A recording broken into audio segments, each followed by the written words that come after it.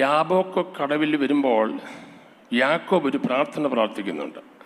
നീ എന്നെ നിശ്ചയമായിട്ട് എന്ത് ചെയ്യണം? ഉറക്കെ പറ. ഞാൻ തന്നെയല്ല പ്രശ്നം, നമ്മൾ ഒരുമിച്ച് പ്രശ്നം. ഞാനൊരു സഭയുടെ പാസ്റ്റർ ആയതുകൊണ്ട് എനിക്ക് ഇൻട്രാക്ട് ചെയ്യുന്ന വിശ്വാസം ഇൻട്രാക്ട് ചെയ്യുന്നത് ഭയങ്കര ഇഷ്ടമാണ്. സഭാചാർജ് ഇല്ലാത്ത പാസ്റ്റർമാരുണ്ട്, സഭാചാർജുള്ള പാസ്റ്റർമാരുണ്ട്. നിങ്ങൾ അവർ പ്രസംഗം ശ്രദ്ധിച്ചോണം. സഭാചാർജുള്ള പാസ്റ്റർമാർ പ്രസംഗിക്കുമ്പോൾ എപ്പോഴും ആടുകളെ ഒന്ന് താങ്ങിയായിരിക്കും സംസാരിക്കുന്നത്. വഴക്ക് പറയും, എന്നാലും താങ്ങിയായിരിക്കും സംസാരിക്കും. അവരറിയേണ്ട കാര്യങ്ങളിലായിരിക്കും പറയുന്നത്. അപ്പോൾ അതും എനിക്കും അങ്ങനെയാണ് എനിക്ക് ഇഷ്ടം. തർജ്ജമ ചെയ്ത് ചിലപ്പം പറഞ്ഞെന്ന് വരും, ചിലപ്പോൾ അപ്രീഷിയേറ്റ് ചെയ്ത് പറഞ്ഞെന്ന് വരും. അതൊന്നും ഒരു വേദനയ്ക്കല്ല, ഇതെല്ലാം സന്തോഷത്തിന് കാരണമായി തീരും. അപ്പം യാക്കോബ് പ്രാർത്ഥിക്കുകയാണ്. എന്താ പ്രാർത്ഥിക്കുന്നത്? നീ എന്നെ നിശ്ചയമായിട്ട് കൂടെ നിൽക്കുകയാണ്. ആടുകളെ, മാടുകളെ, സമ്പത്തുകളെ, ആമേൻ, 12 മക്കളെ, അവരെല്ലാം ഇങ്ങനെ 2 റാലിയായിട്ട് നിൽക്കുക. യാക്കോബിനെ പറയുകയാണ്, ഞാനൊരു വടിയുമായി പുറപ്പെട്ടു, ഇപ്പോഴോ 2 വലിയ കൂട്ടമായി തീർന്നു. അപ്പോൾ ഈ 2 വലിയ കൂട്ടവുമായി യാക്കോബ് നിൽക്കുമ്പോൾ യാബോക്കടവിൽ യാക്കോബ് പറയുക, നീ എന്നെ നിശ്ചയമായിട്ട് അനുഗ്രഹിക്കണമെന്ന്. അപ്പോൾ നിങ്ങൾ ചോദിക്കുക, അപ്പോൾ നിശ്ചയമായിട്ട് ഇത് അനുഗ്രഹമല്ലേ പുറകെ നിൽക്കുന്നത്? ഇത്രയും സമ്പത്തുകളും ആടുകളും മാടുകളും ഒക്കെ അനുഗ്രഹമല്ലേ, സമ്പത്തല്ലേ? ഇനി യാക്കോബ് എന്നെ അനുഗ്രഹിക്കാനാ? യാക്കോബ് പറയുന്നു, അതല്ല അനുഗ്രഹം. ഏശാവ് വരുന്നുണ്ട്. ഏശാവിനെ എനിക്ക് കവർ ചെയ്യണമെങ്കിൽ ഈ ആടിനെ മാടിനെ കൊണ്ടൊക്കത്തില്ല, ഭാര്യമാരെ കൊണ്ടൊക്കത്തില്ല. അതിന് സ്പെഷ്യൽ അനോയിൻറ്റിങ് വേണം. അതുകൊണ്ട് എന്ത് വേണം? ദൈവവുമായി മല്ല് കെട്ടണം. എന്ത് സംഭവിച്ചു? ദൈവം അവൻ്റെ പേര് മാറ്റി ഇസ്രയേൽ എന്നാക്കി. പഴയ പേരും മാറ്റി ഇസ്രയേലാക്കി. ആമേൻ. ദൈവമക്കൾ ഓർത്തോളം, അന്നിട്ട പേര് ഇന്ന് വരെ ഒരു രാജ്യക്കാർക്കും മായ്ക്കാൻ കഴിഞ്ഞിട്ടില്ല. യാബോക്ക് കടവിൽ യാക്കോബ് പിടിച്ചു വാങ്ങിയ അനുഗ്രഹമാണ് അനുഗ്രഹം എന്ന് പറയുന്നത്. മനസ്സിലായോ? അതുകൊണ്ട് ഓർക്കുക, ഭൗതിക നന്മകളല്ല അനുഗ്രഹം. ദൈവത്തോട് ചേർന്ന് നിൽക്കുന്നതാണ് അനുഗ്രഹം എന്ന് മനസ്സിലായവർ കരങ്ങൾ അടിച്ച് ദൈവത്തിന് ഒരു നന്ദി പറഞ്ഞാട്ടെ. മുഖവര പറഞ്ഞ് സമയങ്ങൾ നീട്ടുവാനായിട്ട് ഞാൻ സമയമെടുക്കുന്നില്ല. നിങ്ങൾ സംസാരിപ്പാൻ ദൈവം എനിക്കൊരു ദൂത് നൽകിയിട്ടുണ്ട്. അത് നമ്മൾ ഒരുമിച്ച് പങ്കുവെക്കാനായിട്ട് ആഗ്രഹിക്കുകയാണ്. നിങ്ങളാരും ഉറങ്ങല്ല. ചില മുഖത്തോട് നോക്കിയപ്പോൾ കണ്ണടയാനുള്ള സാധ്യതയുണ്ടെന്ന് എനിക്ക് മനസ്സിലായി. കാരണം ദൈവമക്കൾക്ക് ഏറ്റവും സ്വസ്ഥമായിട്ടേക്കുള്ള സമയമാണ് നമ്മുടെ ആരാധനാലയങ്ങൾ. ഒരു ശല്യമില്ല, ആരും ഒരു ബുദ്ധിമുട്ട് നമുക്ക് ഉണ്ടാക്കത്തില്ല. അപ്പോൾ ഒന്ന് കണ്ണടച്ചാൽ കുഴപ്പമില്ല എന്നുള്ളതാണ്. പണ്ടൊരു അച്ഛനും അമ്മാമ്മയും കൂടെ ഒരു യോഗത്തിന് പോയി, യോഗം പ്രസംഗിച്ച് കയറിക്കൊണ്ടിരിക്കുമ്പോൾ അമ്മാമ്മ അച്ഛനെ വിളിച്ചിട്ട് തോണ്ടി വിളിച്ചിട്ട്, അച്ഛൻ അങ്ങോട്ട് നോക്കി, അവിടെ നിന്നിട്ട് അച്ഛൻ ഉറങ്ങുന്ന കണ്ടോ എന്ന് ചോദിച്ചു. ഉടനെ ഈ അച്ഛൻ ചോദിക്കും, അത് കാണിക്കാനാണോ നീ എന്നെ ഉണർത്തിയെന്ന്? ഇന്ന് പകൽക്കാലം ആരും അങ്ങനെ ഇരിക്കല്ലേ, മൂഡ് ഔട്ടായിട്ടിരിക്കല്ലേ, പ്ലസൻ്റായിട്ടിരിക്കണം, സന്തോഷത്തോടെ ഇരിക്കണം. പൗരുഷനം കാണുന്ന ഒത്തിരി പേരെ ഇവിടെ ഉണ്ടെന്ന് എനിക്കറിയാം. ഇങ്ങനെ കോളുകളൊക്കെ എനിക്ക് വരുന്നുണ്ട്, ഞങ്ങൾക്ക് വരുന്നുണ്ട്. അതുകൊണ്ട് ആദ്യമായിട്ട് കാണുന്ന ഒരാളല്ല ഞാൻ. കഴിഞ്ഞ 5 വർഷമായി കോവിഡിന് ശേഷം നമ്മളിങ്ങനെ നിരന്തരം കണ്ടും കേട്ടും ഇരിക്കുന്നവരായതുകൊണ്ട് നിങ്ങളോട് പറയാൻ എനിക്കിച്ചൂടെ ഫ്രീ ഉണ്ട്. അതുകൊണ്ട് ഞാൻ പറയുകയാണ്, സന്തോഷത്തോടെ ഇരിക്കണം. ആമേൻ. എല്ലാവരും ചിരിച്ചുകൊണ്ടൊക്കെ ഒന്നിരുന്നേ. അടുത്തമ്പളത്തിരിക്കുന്നവർക്കൊന്ന് കൈ കൊടുത്തിട്ട് സ്തോത്രം പറഞ്ഞ്, കയ്യെ നോക്കിയല്ല മുഖത്തോട്ട് നോക്കി, കയ്യെ നോക്കിയല്ല മുഖത്തോട്ട് നോക്കി സ്തോത്രം പറഞ്ഞ് ഒരു ഫ്രീഡം ഉണ്ടാകട്ടെ. ആത്മാവിൻ്റെ ഒരു ഫ്രീഡം ഉണ്ടാകുമ്പോൾ മാത്രമേ നമുക്ക് സംസാരിക്കാനായിട്ട് കഴിയത്തുള്ളൂ. ദൈവം നമ്മളെ സഹായിക്കട്ടെ. നമുക്കൊരു വാക്യം വായിക്കാം. 2 തിമോത്തിയോസ് 1-ാം അധ്യായത്തിൻ്റെ 3 മുതൽ 9 വരെയുള്ള വാക്യങ്ങൾ വായിക്കാം. Shall we read 2 Timothy chapter 1 verses 3 to 9? എൻ്റെ പ്രാർത്ഥനയിൽ രാവും പകലും ഇടവിടാതെ നിന്നെ സ്മരിച്ച് നിന്റെ കണ്ണുനീർ ഓർത്തും നിന്നെ കണ്ട് സന്തോഷപൂർണനാകുവാൻ വാഞ്ചിച്ചും കൊണ്ട് ഞാൻ പൂർണ്ണന്മാരുടെ ദൃഷ്ടാന്തമനുസരിച്ച് നിർമ്മല മനസാക്ഷിയോട് ആരാധിക്കുന്ന ദൈവത്തിന് നിന്റെ നിർവ്യാജ വിശ്വാസത്തിൻ്റെ ഓർമ്മ നിമിത്തം സ്തോത്രം ചെയ്യുന്നു. ആ വിശ്വാസം ആദ്യം നിന്റെ വലിയമ്മ ലോവീസിലും അമ്മ യുനീക്കയിലും ഉണ്ടായിരുന്നു, നിന്നിലും ഉണ്ടെന്ന് ഞാൻ ഉറച്ചിരിക്കുന്നു. അതുകൊണ്ട് എൻ്റെ കൈവെപ്പിനാൽ നിന്നിലുള്ള ദൈവത്തിൻ്റെ കൃപാവരം ജ്വലിപ്പിക്കണം എന്ന് നിന്നെ ഓർമ്മപ്പെടുത്തുന്നു. ഭീരുത്വത്തിൻ്റെ ആത്മാവിനെ അല്ല, ശക്തിയുടെയും സ്നേഹത്തിൻ്റെയും സുബോധത്തിൻ്റെയും ആത്മാവിനെ അത്രേ ദൈവം നമുക്ക് തന്നത്. അതുകൊണ്ട് നമ്മുടെ കർത്താവിൻ്റെ സാക്ഷ്യത്തെയും അവൻ്റെ ബദ്ധനായ എന്നെയും കുറിച്ച് ലജ്ജിക്കാതെ സുവിശേഷത്തിനായി ദൈവശക്തിക്ക് ഒത്തവണ്ണം നീയും എന്നോടുകൂടെ കഷ്ടം സഹിക്കാം. മതി. അപ്പോസ്തലനായ പൗലോസ് തിമോത്തിയോസിന് എഴുതിയ 2-ാമത്തെ ലേഖനത്തിൻ്റെ 3 മുതൽ 9 വരെയുള്ള വാക്യങ്ങളാണ് ഞാൻ വായിച്ച് കേൾപ്പിച്ചത്. ഇന്ന് നിങ്ങൾക്ക് വേണ്ടി പ്രത്യേകമായി പ്രാർത്ഥിക്കാൻ എനിക്ക് നിയോഗമുണ്ട്. കൃപാവര ശുശ്രൂഷകൾ ലഭിച്ചവർക്ക് ആരാധിക്കാൻ അവസരമുണ്ട്. ഇന്ന് വെള്ളിയാഴ്ച ദിവസമാണ്, നമുക്കൊരു കൊയ്ത്തിൻ്റെ ദിവസമാണ്. ഒരു വലിയ പ്രതീക്ഷയോടെ നിങ്ങൾ ഇരുന്നാൽ നിങ്ങളുടെ ദൈവം വെറുതെ മടക്കി അയക്കത്തില്ല. പക്ഷേ നമ്മുടെ ശുശ്രൂഷയ്ക്കകത്തൊക്കെ വചന ശുശ്രൂഷയ്ക്ക് വളരെ പ്രാധാന്യമുണ്ട്. ഈ സഭ അതിന് പ്രാധാന്യം കൊടുക്കുന്നതിനൊക്കെ ഞാൻ ലൈവ് വാച്ച് ചെയ്യാറുണ്ട്. പാസ്റ്റർ പ്രസംഗങ്ങളിലെ രണ്ടുപേരുടെയും പ്രസംഗങ്ങൾ ഞാൻ കേൾക്കാറുണ്ട്. അതുകൊണ്ട് വചനത്തിന് പ്രാധാന്യം കൊടുക്കുന്ന സഭയാണ് നിലനിൽക്കുന്ന സഭ. അതുകൊണ്ട് വളരെ അനുഗ്രഹിക്കപ്പെട്ട നിലയിൽ വചനം സംസാരിച്ച ശേഷം നമ്മൾ കൃപാപര ശുശ്രൂഷയിലേക്കും പ്രാർത്ഥനയിലേക്കും നമ്മൾ നീങ്ങുന്നതായിരിക്കും. എന്നാൽ പറയുന്ന വചനങ്ങൾ ശ്രദ്ധയോടെ കേൾക്കണമെന്ന് ഓർപ്പിക്കുകയാണ്. തിമോഥെയോസിൻ്റെ ലേഖനങ്ങൾ അത് വളരെ പഠിക്കേണ്ട കാര്യങ്ങളാണ്. പൗലോസ് ഏറ്റവും ഒടുവിൽ എഴുതിയ ലേഖനമാണ് 2 തിമോഥെയോസ് എന്ന് വേദശാസ്ത്രം അഭിപ്രായപ്പെടുകയാണ്. റോമിലെ 2ാം കാരാഗ്രഹവാസത്തിൽ AD 67 ആണ് ഈ പുസ്തകം എഴുതിയതായി നാം മനസ്സിലാക്കുന്നത്. തൻ്റെ നിര്യാണകാലം അടുത്തു എന്ന് അറിഞ്ഞപ്പോൾ, താൻ മരണത്തോട് അടുക്കുന്നു എന്ന് അറിഞ്ഞപ്പോഴാണ് പൗലോസ് ഈ ലേഖനം എഴുതുന്നത്. ഞാൻ നല്ലപോലെ പൊരുത് ഓട്ടം തികച്ച് വിശ്വാസം കാത്തു എന്നുള്ള അന്ത്യവാക്കുകളൊക്കെ പറയുന്നത് ഈ സന്ദർഭത്തിലാണ്, ഈ പുസ്തകത്തിലാണ് അത് പറയുന്നത്. 2ാമത്തെ ലേഖനം ആമേൻ ജയിലിൽ ദുഷ്പ്രവൃത്തിക്കാരോട് കടക്കുമ്പോൾ എഴുതിയ ലേഖനമാണ് 2ാമത്തെ ലേഖനം. ആദ്യത്തെ ലേഖനം താൻ വീട്ടുതടങ്കലിലായപ്പോഴാണ് എഴുതിയത് എന്നാണ് വേദശാസ്ത്രികളുടെ അഭിപ്രായം. ദൈവത്തിന് സ്തോത്രം. 1ാം ലേഖനം വീട്ടുതടങ്കലിലാണെങ്കിൽ 2ാമത്തെ ലേഖനം താൻ ജയിലിൽ കിടന്നുകൊണ്ട് മറ്റ് തടവുകാരോട് ചേർന്ന് എഴുതിയ ലേഖനമായിട്ടാണ് പരിഗണിക്കപ്പെടുന്നത്. പൗലോസിൻ്റെ ജീവിതത്തിൻ്റെ അവസാനം നിങ്ങൾക്കറിയാം. അദ്ദേഹം രക്തസാക്ഷിയായി മരിക്കുകയായിരുന്നുവെന്ന് നിങ്ങൾക്കറിയാം. യേശുവിൻ്റെ ശിഷ്യന്മാരിൽ ആമേൻ ഏറിയ പങ്കും അവരും രക്തസാക്ഷികളായി മരിക്കുകയായിരുന്നു എന്ന് നമുക്കറിയാം. സാധാരണ മരണം കിട്ടിയവർ വളരെ ചുരുക്കമാണ്. പൗലോസിൻ്റെ രക്തസാക്ഷിയായി മരിക്കാനുള്ള കാരണത്തെക്കുറിച്ച് വേദശാസ്ത്രം അഭിപ്രായപ്പെടുന്നത് AD 64 ജൂലൈയിൽ റോമിലുണ്ടായ അഗ്നിബാധയാണ്. അവിടെ അതിക്രൂരമായി അന്ന് ഉള്ള പ്രിയപ്പെട്ടവരെ അന്നത്തെ ചക്രവർത്തി ദാരുണമായ നിലയിൽ അവരെ ഉപദ്രവിക്കാനായിട്ട് ഇടയായി തീർന്നു. എന്ന് പറഞ്ഞാൽ 64 ആ റോമാ നഗരം പുതുക്കി പണിയാനായിട്ട് ചേരികൾ മുഴുവൻ തീ വെച്ച് ചുട്ടുകളഞ്ഞു. നേരോ അത് ചുട്ടുകളഞ്ഞപ്പോൾ ആ ചുട്ടതിൻ്റെ വിഷയത്തിൽ ആളുകളെല്ലാം രാജാവിനോട് എതിരായി തീർന്നു.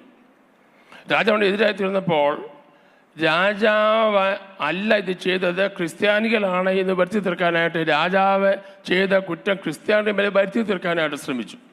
കാരണം അവരുടെ മേൽ വരുത്തി തീർത്താൽ, നിരപരാധികളും വരുത്തി തീർത്താൽ റെസ്പോണ്ട് ചെയ്യത്തില്ലല്ലോ, അവരെ എങ്ങനെ എന്തും ചെയ്യാം എന്നൊരു ചിന്ത ഭരിക്കുകയും ഈ മുഴുവൻ കുറ്റവും ക്രിസ്ത്യാനിയുടെ മേൽ വരുത്തി തീർത്തു. അപ്പോൾ സംഭവിച്ച കാര്യം, അന്നത്തെ അതിൻ്റെ ലീഡറായിരുന്ന ഈ പൗലോസിനെ അതിൻ്റെ 1ാമത്തെ പ്രതിയായി മാറി. അപ്പോൾ പൗലോസിനെ അമ്മയെ ശിക്ഷിച്ചാൽ, പൗലോസിന് മേലെ കുറ്റം പറഞ്ഞാൽ, ശിക്ഷിച്ചാൽ അത് രാജാവിനെ അവിടുന്ന് രക്ഷപ്പെടാനായിട്ട് കാരണമായി തീരും എന്ന് മനസ്സിലാക്കിയിട്ട് ക്രിസ്ത്യാനിയുടെ മേലും അന്നുണ്ടായിരുന്ന വിശ്വാസയുടെ മേലും പൗലോസിന് മേലും ഈ ക്രമം ആവർത്തിക്കാനായിട്ടും അവരെ ഉപദ്രവിക്കുവാനായി തീരുമാനമെടുത്തു. അപ്പോൾ ആ ഒരു സംഭവം അടുക്കാൻ തുടങ്ങിയപ്പോൾ പൗലോസിന് മനസ്സിലായി, എന്നെ കൊല്ലും, ഞാൻ രക്ഷപ്പെടത്തില്ല. പല പ്രാവശ്യം പലയിടത്തും രക്ഷപ്പെട്ടെങ്കിലും ഇനിയും ഞാൻ രക്ഷപ്പെടത്തില്ല എന്ന് പൗലോസിന് മനസ്സിലായി. അതുകൊണ്ട് പൗലോസ് തീരുമാനിച്ചു ഇനി മരിക്കാൻ വേണ്ടി ഒരുങ്ങാനായിട്ട് അദ്ദേഹം അവസാനത്തെ ലേഖനം കൂടെ എഴുതിയിട്ട് മരിക്കാമെന്നുള്ള നിലയിൽ അദ്ദേഹം ലേഖനങ്ങൾ എഴുതി തീർക്കുകയാണ്. അപ്പോൾ തൻ്റെ ഏറ്റവും അരുമ ശിഷ്യനായ തിമോഥെയോസിനാണ് താൻ ഏറ്റവും ഒടുവിൽ ലേഖനം എഴുതുന്നത്. പൗലോസ് അതിനകത്ത് എഴുതുന്ന കാര്യമുണ്ട്, എൻ്റെ പുതപ്പും ചർമ്മലിഖിതം കൂടെ നീ എന്ത് ചെയ്യണം, കൊണ്ടുവരണം എന്നാണ് ഏറ്റവും ഒടുവിൽ എഴുതി തീർക്കുന്നത്. പക്ഷേ നിർഭാഗ്യവശാൽ തിമോഥെയോസിന് ആ പുതപ്പും ചർമ്മലിഖിതങ്ങളും പൗലോസ് മരിക്കുന്നതിന് മുമ്പേ ജയിലിൽ എത്തിക്കാൻ കഴിഞ്ഞില്ല. അതിനെക്കുറിച്ച് ഒത്തിരി അനുഭവങ്ങൾ പറയാനുണ്ട്. ഇന്ന സമയം ചുരുക്കുമ്പോൾ ഞാൻ ആ ഭാഗത്തേക്ക് നീങ്ങുന്നില്ല. ഒറ്റവാക്കി പറയാം, അതുമായി വന്നപ്പോൾ ആമേൻ ചരിത്രം ഇങ്ങനെ പറയാം, അതുമായി ജയിലിൻ്റെ അടുക്കലേക്ക് തിമോഥെയോസ് എത്തിയപ്പോൾ തിമോഥെയോസ് ആവേശത്തോടെ പറഞ്ഞു, ഇവിടെ അകത്തൊരു ജയിൽ പുള്ളിയെ എനിക്ക് കാണണം എന്ന് പറഞ്ഞപ്പോൾ ആരാണ് ചോദിച്ചു, പറഞ്ഞ് പൗലോസ്. ഉടനെ പറഞ്ഞു, പൗലോസിനെ ഇനി കാണാൻ പറ്റത്തില്ല, പൗലോസ് കൊല ചെയ്യപ്പെട്ടു പോയി. തിമോഥെയോസ് വലിയവായി കരഞ്ഞെന്നാണ് എഴുതിയിരിക്കുന്നത്.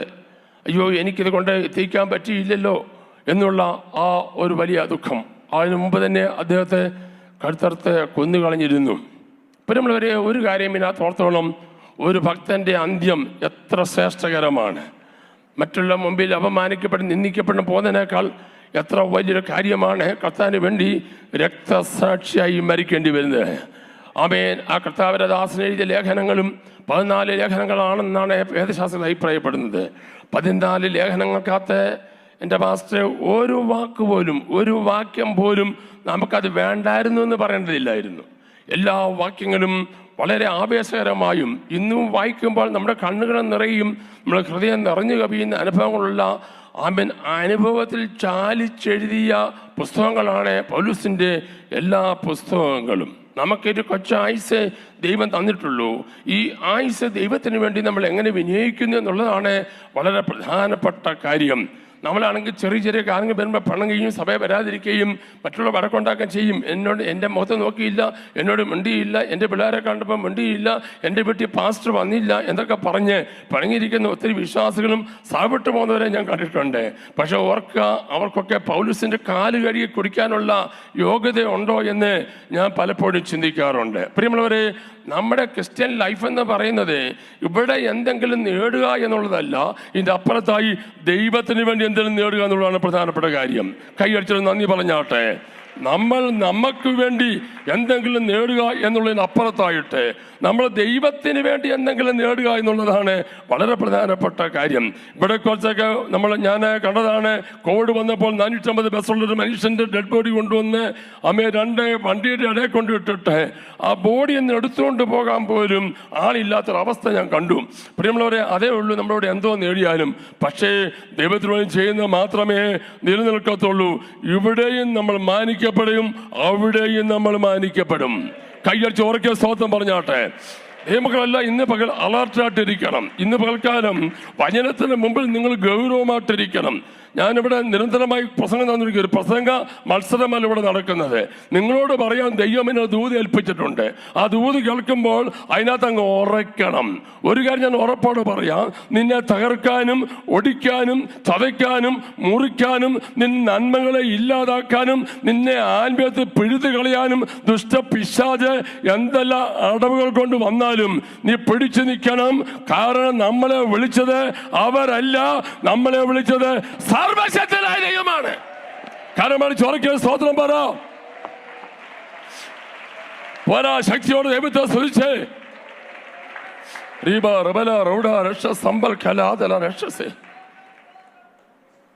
ചരിത്രം പറഞ്ഞു പോയാൽ നമുക്ക് കാര്യം പറയാൻ സമയം കിട്ടത്തില്ല. മണിക്കൂറോളം പറയാനുള്ള ചരിത്രം ഇതിൻ്റെ പുറകിലുണ്ട്. ഞാൻ പലപ്പോഴും വചനം ധ്യാനിക്കുമ്പോൾ എൻ്റെ കണ്ണുകൾ നിറഞ്ഞിട്ടുണ്ട്. കർത്താവേ, ആദ്യകാല ഭക്തന്മാർ ചെയ്തതിൻ്റെ ഒക്കെ 1000 അംശം ചെയ്യാൻ നമുക്ക് പറ്റുന്നില്ലല്ലോ. നമ്മളൊക്കെ ചെയ്യുന്നതെന്ന് പറഞ്ഞ് ഭാവിച്ച് നടക്കുക. ഏതാണ്ടൊക്കെ ചെയ്തു, എന്തോ ചെയ്തു, ആർക്കും അറിയത്തില്ല. അവരൊക്കെ ചെയ്ത് എൻ്റെ ഒന്നും ചെയ്യാൻ നമുക്ക് പറ്റിയിട്ടില്ല. ഒരു കൊച്ചു കാര്യം ചെയ്താൽ വലിയ കാര്യം ചെയ്ത പോലെ വീം പളക്കി നടക്കുന്നവരാണ് നമ്മൾ. ഒരു കാര്യം ഓർത്തുകൊള്ളണം, നമ്മൾ നേടിയത് എന്താണെന്ന് ഇവിടെ എല്ലാം അറിയുന്നത്. അങ്ങേ കരയി ചെല്ലുമ്പോൾ നമ്മൾ അറിയും നമ്മൾ നേടിയത് എന്താണ്. ഒരു നാൾ നശ്വര ലോകം വിട്ടു വരികയും നാം അതിവേഗം അങ്ങേ കരയിൽ ചെല്ലുമ്പോൾ നാം അറിയും നമ്മൾ നേടിയത് എന്താണെന്ന്. ദൈവമക്കളെ, നമുക്ക് ഈ ദിവസം ഒരു തീരുമാനമെടുക്കണം. ഈ 40 ദിവസം ഫാസ്റ്റിങ്ങിൻ്റെ അകത്ത് തീരുമാനമെടുക്കണം. കർത്താവ്, എൻ്റെ കാര്യമെന്ന് വിട്ടിട്ട് ദൈവത്തിന് വേണ്ടി ചിലതെല്ലാം ചെയ്യാൻ എന്നെ സഹായിക്കണമേ. നിങ്ങൾ പ്രാർത്ഥിക്കുമെങ്കിൽ നിങ്ങൾക്ക് വേണ്ടി കരുതാനും പ്രവർത്തിപ്പാനും എൻ്റെ ദൈവം ശക്തനായ ദൈവമാണ്. എഫേസസ് സഭയുടെ ശുശ്രൂഷകനെ ഞാൻ ആ ഭാഗം വിട്ടിട്ട് വിഷയത്തിൽ കിടക്കുകയാണ്.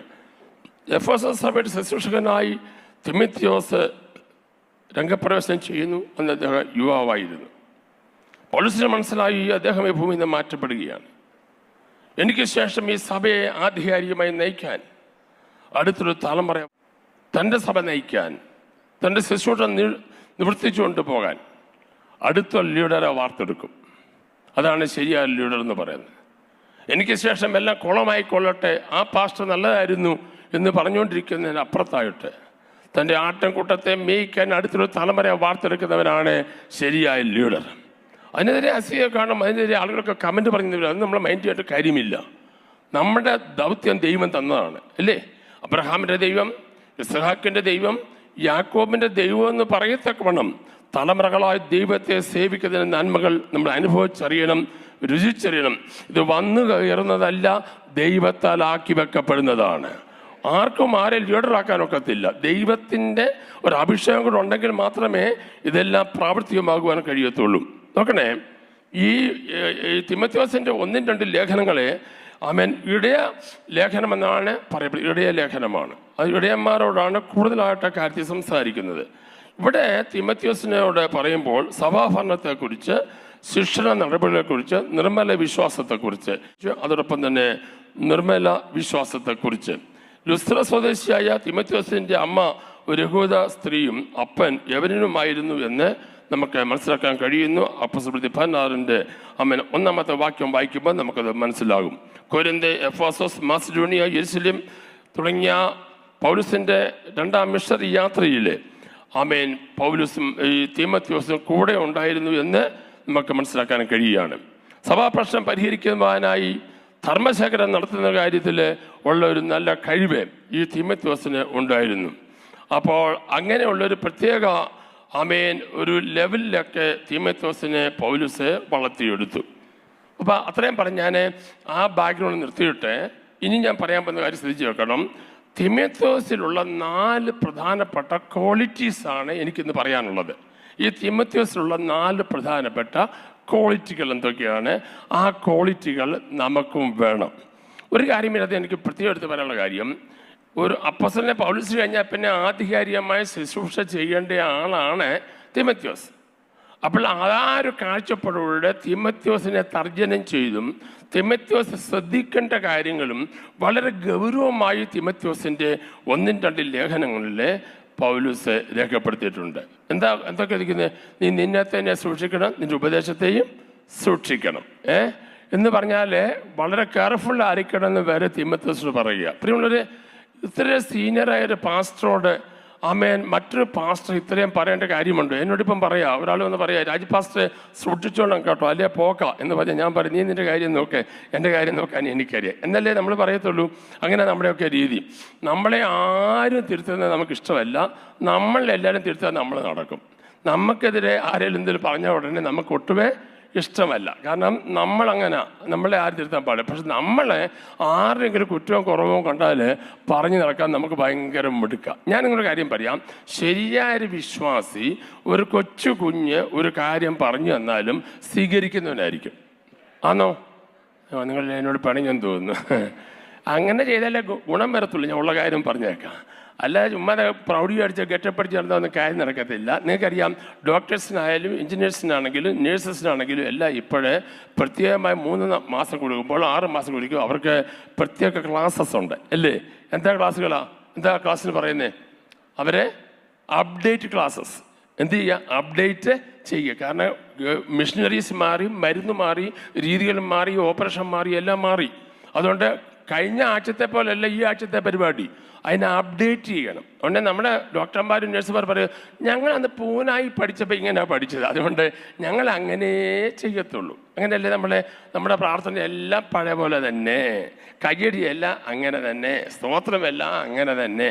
അപ്ഡേറ്റ് ചെയ്യാൻ നമുക്ക് ഇഷ്ടമില്ല. നമ്മുടെ പ്രാർത്ഥനയൊക്കെ ചെയ്യിപ്പത് കേട്ടാൽ അന്ന് പ്രാർത്ഥിച്ച പോലെയാണ് ഇന്നും, അല്ലേ? അങ്ങനെ നമ്മളങ്ങ് ശീലിച്ചു പോയി. ആരെങ്കിലും നമ്മളൊന്ന് വഴക്ക് പറഞ്ഞാൽ നമുക്കത് കേൾക്കാൻ ഇഷ്ടമോ അല്ല, നമ്മളതിനെ താല്പര്യപ്പെടുത്തുമില്ല.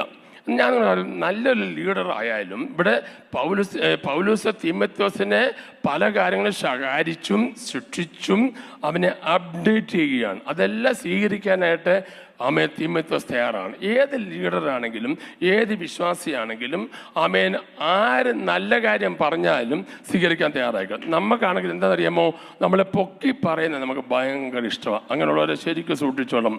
അവൻ എങ്ങനെ പൊക്കുമോ അതുപോലെ താത്തടിച്ച് താഴെ ഇടും. അവനെ വിശ്വസിക്കല്ലേ. അവനായാലും ശരി അവളായാലും ശരി, ഏതോ കാര്യം സാധിക്കാനാണ് നിന്നെ ജാക്കി വെച്ച് പൊക്കുന്നത്. അതുകൊണ്ട് അതിനുവേണ്ടി നിങ്ങൾ ശ്രമിക്കരുത്. നിങ്ങളെ ആരെങ്കിലും തിരുത്താൻ എന്തെങ്കിലും സംസാരിച്ചിട്ടുണ്ടെങ്കിൽ ഓർക്കുക, അവർ നിങ്ങളുടെ നന്മ ആഗ്രഹിക്കുന്നവരാണ്. അതുകൊണ്ട് പൊക്കുന്നവരോട് സ്നേഹം കുറയ്ക്കുകയും തിരുത്തുന്നവരെ സ്നേഹിക്കുകയും ചെയ്യണം. ആരും സ്തോത്രം പറഞ്ഞില്ല. സ്വോത്രം പറയാത്തപ്പോൾ എനിക്കറിയാം ഏക്കുന്നതുകൊണ്ടാണ് സ്വോത്രം പറയാത്തതെന്ന്. അതുകൊണ്ട് എനിക്ക് ആ കാര്യം നിർബന്ധമില്ല. പക്ഷേ നിങ്ങളൊന്ന് ഏറ്റെടുത്താൽ മതി. സ്വോത്രം പഞ്ചിന് കുഴപ്പമില്ല, ഒന്ന് ഏറ്റെടുത്താൽ മതി. അപ്പം നമ്മളൊന്ന് ചില ഭാര്യമാർ അച്ഛൻ പറയടി അങ്ങനെ നിങ്ങൾ എന്നെ പഠിപ്പിക്കാനൊന്നും വേണ്ട കേട്ടോ. ഞാൻ പണ്ട് ഞങ്ങളുടെ അപ്പൻ ഇങ്ങനെ, ഞങ്ങളുടെ അമ്മ ഇങ്ങനെ ആയിരുന്നു. അപ്പോൾ ഭാര്യമാർ ചില ഭർത്താക്കന്മാർ തിരുത്താൻ വരും. അപ്പോൾ ഭർത്താക്കന്മാർ അങ്ങനെ തിരുത്താൻ വരുമ്പോൾ ഭാര്യമാർക്ക് ദേഷ്യം, തിരിച്ചു വരുമ്പോൾ തിരിച്ചും ദേഷ്യമാണ്. അങ്ങനെയുള്ളവരൊക്കെ നിങ്ങൾ ശരിക്കും പഠിച്ചോണം. കാരണം വട്ടം കറങ്ങിക്കൊണ്ടിരിക്കുകയാണ്. ഇന്ന് വഞ്ചി തിരുനക്കര തന്നെ കിടക്കുകയാണ്, ഒരു ഗതിയും പിടിച്ചിട്ടില്ല. എന്നാൽ ആരെവിടെയും തിരുത്താൻ ശ്രമിച്ചിട്ടുണ്ടെങ്കിലും അവരെല്ലാം ഉയർച്ച പ്രാപിച്ചിട്ടുണ്ട്. കൈ അടിച്ച് വേണമെങ്കിൽ ഒരു സ്തോത്രം പറഞ്ഞു. ഞാനൊരിക്കൽ ഞങ്ങളുടെ സഭയിൽ, ഇടയ്ക്കൊരു ഉദാഹരണമൊക്കെ പറയുമ്പോൾ നിങ്ങളൊന്ന് ഉറങ്ങാതിരിക്കുമല്ലോ, ഞാനൊരിക്കൽ ഞങ്ങളുടെ സഭയെ പ്രസംഗിച്ചു. ദാവീദിൻ്റെ, ഇപ്പം അച്ഛൻ പ്രസംഗിച്ചു ദാവീദിൻ്റെ ഗോലിയാത്തിൻ്റെ കാര്യമാണ് പ്രസംഗിച്ചത്. അപ്പം ഞാൻ പ്രസംഗിച്ചു വന്നപ്പോൾ എൻ്റെ ആവേശത്തിൽ ഞാൻ കരടിക്ക് പകരം കടുവ എന്നാണ് പറഞ്ഞത്. എന്താ പറഞ്ഞു? ഞാൻ അറിഞ്ഞേ ഇല്ല, കടുവ എന്നാണ് പറഞ്ഞത്. അപ്പോൾ യോഗം കഴിഞ്ഞാൽ ഞാൻ മനസ്സിലാക്കിയില്ല, ആരും പിടികിട്ടിയില്ല. പക്ഷേ സഭയിൽ അന്ന് 14 വയസ്സുള്ള മോളുണ്ടായിരുന്നു, അവർക്ക് മനസ്സിലായി. യോഗം കഴിഞ്ഞ് ഇറങ്ങി വന്നപ്പോൾ അവളോട് പറഞ്ഞു, പാസ്റ്റങ്ങൾ പറഞ്ഞത് ചെറിയ തെറ്റുണ്ട്. ഞാൻ പറഞ്ഞു എന്തുവാടി? അപ്പോൾ പറഞ്ഞു പാസ്റ്റങ്ങൾ കരടിക്ക് പകരം കടുവാന്ന് പറഞ്ഞു. അന്ന് പിന്നെ ലൈവില്ലാഞ്ഞ കാര്യമായി, അല്ലെ നമ്മുടെ ഇടപാട് തീർന്നതിന്. ഉടനെ അതിൻ്റെ ഏജന്റുമാരുണ്ടല്ലോ, അവർ ചാടിപ്പിടിച്ചതിന്. ഏതായാലും ഈ അടുത്ത കാലത്ത് ഇതൊക്കെ വന്നത്, അതുകൊണ്ട് നമ്മൾ ഒത്തിരി ആ കാലത്ത് രക്ഷപ്പെട്ടെന്ന് പറഞ്ഞാൽ മതി, പോട്ടെ. അപ്പം എനിക്ക് ആദ്യം അവളോട് ദേഷ്യം തോന്നിയെങ്കിലും ഞാൻ പറഞ്ഞ തെറ്റാന്ന് എനിക്കിതിനെ എന്ത് ചെയ്തു, ഞാൻ ഓർത്തപ്പോൾ ശരിയാണ് ഞാൻ ഞാൻ ഇന്നും ആ കൊച്ചിൻ്റെ മുഖം ഇന്നും എൻ്റെ മനസ്സിലുണ്ട്. ഇന്ന് അവൾ പ്രായമായി എങ്കിലും അവളോട് ഒരു സ്നേഹമുണ്ട്. മനസ്സിലായോ? തിരുത്തുന്നവരോട് നമ്മൾ സ്നേഹം ഉണ്ടായിരിക്കണം. ഒരു സ്തോത്രം പറഞ്ഞേ. ഞാനൊരിക്കലും 20 പേരെ ഒരുമിച്ച് സ്നാനപ്പെടുത്തി വെച്ചാൽ 20 പേര് ഒരുമിച്ച് സ്നാനപ്പെടുത്തി. അപ്പോൾ എൻ്റെ ഫാദർ അന്ന് ജീവനോടുണ്ട്. ഫാദറിന് സ്നാന ശുശ്രൂഷ കാണാൻ വന്നിട്ടുണ്ട്. എൻ്റെ പുറകെ ഇന്ന് എന്നെ ശുശ്രൂഷയിൽ ഏറ്റവും പ്രോത്സാഹിപ്പിച്ച ആൾ എൻ്റെ ഫാദറായിരുന്നു. അപ്പോൾ അദ്ദേഹം പുറകെ വന്നിരുന്ന് എന്നെ ശുശ്രൂഷയ്ക്കതെല്ലാം പങ്കെടുത്തു. വൈകിട്ട് ഞാൻ വീട്ടിൽ വന്ന് കയറിയപ്പോൾ ഞാൻ വിചാരിച്ചു എൻ്റെ ഫാദർ എന്നെ ശരിക്കും അപ്രീഷിയേറ്റ്, മോൻ 20 പേരെ സ്നാനപ്പെടുത്തിച്ച് വന്നതല്ലേ, അതുകൊണ്ട് ഭയങ്കരമായിട്ട് എന്നെ അങ്ങ് അപ്രീഷിയേറ്റ് ചെയ്യുന്നൊക്കെ വിചാരിച്ചാൽ എൻ്റെ ഫാദറിൻ്റെ മുമ്പത്തൊരു സന്തോഷമില്ല, ഏതോ ഒരു മ്ലാനത പോലെ. അപ്പം ഞാൻ ചോദിച്ചു, അപ്പോൾ എൻ്റെ സ്നാന ശുശ്രൂഷയൊക്കെ എങ്ങനെ ഉണ്ടായിരുന്നു? അവിടെ നല്ല ശുശ്രൂഷയായിരുന്നു. ഇത്ര പേര് ഒരുമിച്ച് സ്നാനപ്പെട്ടല്ലോ എന്ന് പറഞ്ഞിട്ട് അടുത്ത് പറയാം, ഒരു ചെറിയ തെറ്റ് പറ്റി കേട്ടോ. ഞാൻ എന്താ തെറ്റ് പറ്റിയത്? നീ സ്നാനപ്പെടുത്തുന്നതിന് മുമ്പേ ഓരോരുത്തരെ സ്നാനപ്പെടുത്താൻ നേരം പറഞ്ഞ വാക്കുണ്ടല്ലോ, അതിനകത്ത് ചെറിയ തെറ്റ് പറ്റി. ഞാൻ എന്താ തെറ്റ് പറ്റിയത്? അപ്പം ഞാൻ വലിയ സീനിയറായിട്ടിരുന്ന് സ്നാനപ്പെടുത്തിയ ആളല്ലേ, അപ്പം നമുക്ക് തെറ്റ് പറ്റി നമുക്ക് വിശ്വസിക്കാനേ പറ്റുന്നില്ല എന്ന് പറഞ്ഞിട്ടാൽ നീ അരിമത്ത് ഈ യേശു ക്രിസ്തു 33 തിരുവയസ്സിൽ ഭൂമിയിൽ സഞ്ചരിച്ചു, അത്ഭുതം അടയാളം ചെയ്ത അനന്തരം 2 കള്ളന്മാരും 3 ആൾമേൽ തൂങ്ങപ്പെട്ടു, പിന്നെ അടക്കപ്പെട്ടു, ഉയർത്തെന്നിട്ടെന്നൊക്കെയാണ് നീ പറഞ്ഞത്. മരിച്ചെന്നുള്ള വാക്ക് പറഞ്ഞില്ല. ഈ തിമോഥെയോസിന്റെ കല്ല് അടക്കപ്പെട്ടതും 3-ാം ദിവസം ഉയർത്തെന്നിട്ടേക്കാളൊക്കെ ഏറ്റവും ഗൗരവമായി കയറിയപ്പോൾ നമുക്ക് വേണ്ടി മരിച്ചെന്ന് പറയുന്നത്. മരിച്ചത് കൊണ്ടാണ് എന്ത് ഉണ്ടായത്? നമുക്ക് ഇതെല്ലാം ഉണ്ടായത്. അപ്പോൾ എനിക്ക് ഭയങ്കര അത്ഭുതം തോന്നി. ഞാൻ ആ 20 പേരെ പറഞ്ഞപ്പോൾ ധൃതി വെച്ച് പെട്ടെന്ന് നടത്താൻ വേണ്ടി നമ്മളെ അങ്ങ് സ്കിപ്പ് ചെയ്ത് പോയതാണ്. അതൊക്കെ അറിയാമായിരുന്നു, പക്ഷെ സ്കിപ്പ് ചെയ്ത് പോയതാണ്. പക്ഷേ അന്ന് അദ്ദേഹം മരിച്ചിപ്പോൾ 25 വർഷമായി കേട്ടോ. ഇന്നും ഞാൻ ഓരോ സ്നാനം നടത്തുമ്പോഴും ഓരോരുത്തരെ മുക്കുമ്പോഴും എൻ്റെ അപ്പനെ ഓർക്കും. ഈ മരിച്ചോ എന്ന് പറഞ്ഞു എന്നുള്ള കാര്യം ഞാൻ ഓർക്കും. പിടികിട്ടിയോ? ഇങ്ങനെയുള്ള നല്ല നല്ല കാര്യങ്ങൾ നമുക്ക് ആരെങ്കിലും പറഞ്ഞു തരികയാണെങ്കിൽ നമ്മൾ അതങ്ങ് ഏറ്റെടുത്ത് നേരെ പോയാലുണ്ടല്ലോ, നിങ്ങളുടെ ലെവല് മാറും. ചിലർ പറയുന്ന അന്യഭാഷ പറഞ്ഞാലേ ലെവല് മാറത്തുള്ളൂ. ചിലരൊന്ന് ആഞ്ഞ് കൈ അടിച്ചാൽ അതൊന്നും അല്ല ആൻറ്റി. ലെവല് മാറണം, നീ തന്നെ മാറണം, നിന്റെ സ്വഭാവം മാറണം, നിന്റെ രീതി മാറണം. കൈ അടിച്ച് ഉറക്കെ സ്തോത്രം പറഞ്ഞേ. ലെവല് മാറണം. ഇന്ന് മകൾ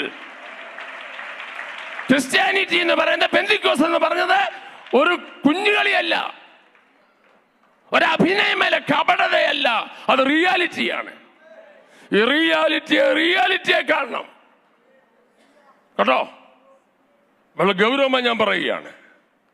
80 വയസ്സായാലും 90 വയസ്സായാലും 50 വയസ്സായെങ്കിലും നമുക്ക് തെറ്റുപറ്റെന്ന് പറഞ്ഞാൽ അതിനെ തിരുത്താൻ തയ്യാറാക്കണം. തിരുത്താൻ തയ്യാറാകാത്തൊന്നും രക്ഷപ്പെട്ടിട്ടില്ല. അവരെല്ലാം അവസരം എന്ന് തകർന്നു പോയിട്ടുണ്ട്. എൻ്റെ അനുഭവത്തിൽ ഞാൻ പറയുന്നു, തിരുത്തിയവരെല്ലാം രക്ഷപ്പെട്ടിട്ടുണ്ട്. കൈയടിച്ച് സ്തോത്രം പറഞ്ഞേ. യേശുവിന്റെ ശിഷ്യന്മാരിൽ ഏറ്റവും കൂടുതൽ അബദ്ധം പറ്റിയ മനുഷ്യനായിരുന്നു പത്രോസ്. അയ്യോ, മണ്ടത്തരത്തിന്റെ കൂമ്പാരം. യേശുവിനെ അറിയുന്നില്ലെന്ന് പറഞ്ഞ പ്രാഗിയാണിടുകയും ചെയ്ത മനുഷ്യൻ. സ്തോത്രം. അതുകൊണ്ട് എന്തോ ചെയ്യാനാ? ദൈവത്തിന്റെ പുത്രനാന്ന് വെളിപ്പാട് കിട്ടിയവനായിരുന്നു. പക്ഷെ ഒരു പ്രത്യേക സന്ദർഭത്തിൽ തെറ്റുപറ്റിപ്പോയി. പക്ഷെ അവൻ തിരുത്താൻ തയ്യാറായപ്പോൾ ആമേൻ, യേശു അവന്റെ അടുക്കലേക്ക് ഇറങ്ങി വന്നിട്ട് അവനെ തിരിച്ചു പിടിച്ചു. അവനെയാണ് പെന്തക്കോസ്താൽ ഒന്നാമത്തെ പ്രസംഗത്തിന് വേണ്ടി ദൈവം കരങ്ങളിലെടുത്തത്. നീ തിരിച്ചു വരാൻ തയ്യാറാണെങ്കിൽ തിരുത്തു പറ. പോരാ ശക്തിയോടെ.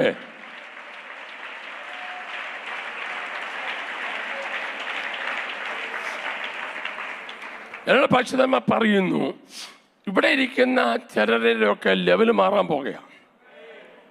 ചിലർക്ക് വിശ്വാസം വന്നിട്ടില്ല. നീ വിശ്വസിച്ചാലും ഇല്ലെങ്കിലും ഈ കെട്ടൊന്ന് പൊട്ടും. ഇന്ന് കത്താ പൊട്ടിക്കും. എനിക്ക് ഉറപ്പാ. വെറുതെ അല്ല ഞങ്ങളിവിടെ വരുന്നത്. ദൈവത്തിൻ്റെ അഭിഷേകം നിന്റെ മേൽ ദൈവം അയച്ചുകൊണ്ടിരിക്കുക. ശരിക്കും കേട്ടോണം, നിന്റെ കാലയിലെ നഖം മുതൽ തലമുടി വരെ വ്യാപരിക്കുന്ന ഒരു അഭിഷേകത്തിന്റെ ശക്തി ഇന്ന് പകൽ യേശുവിന്റെ നാമത്തിൽ നിന്റെ മേൽ ദൈവം അയക്കുകയാണ്. ജയം.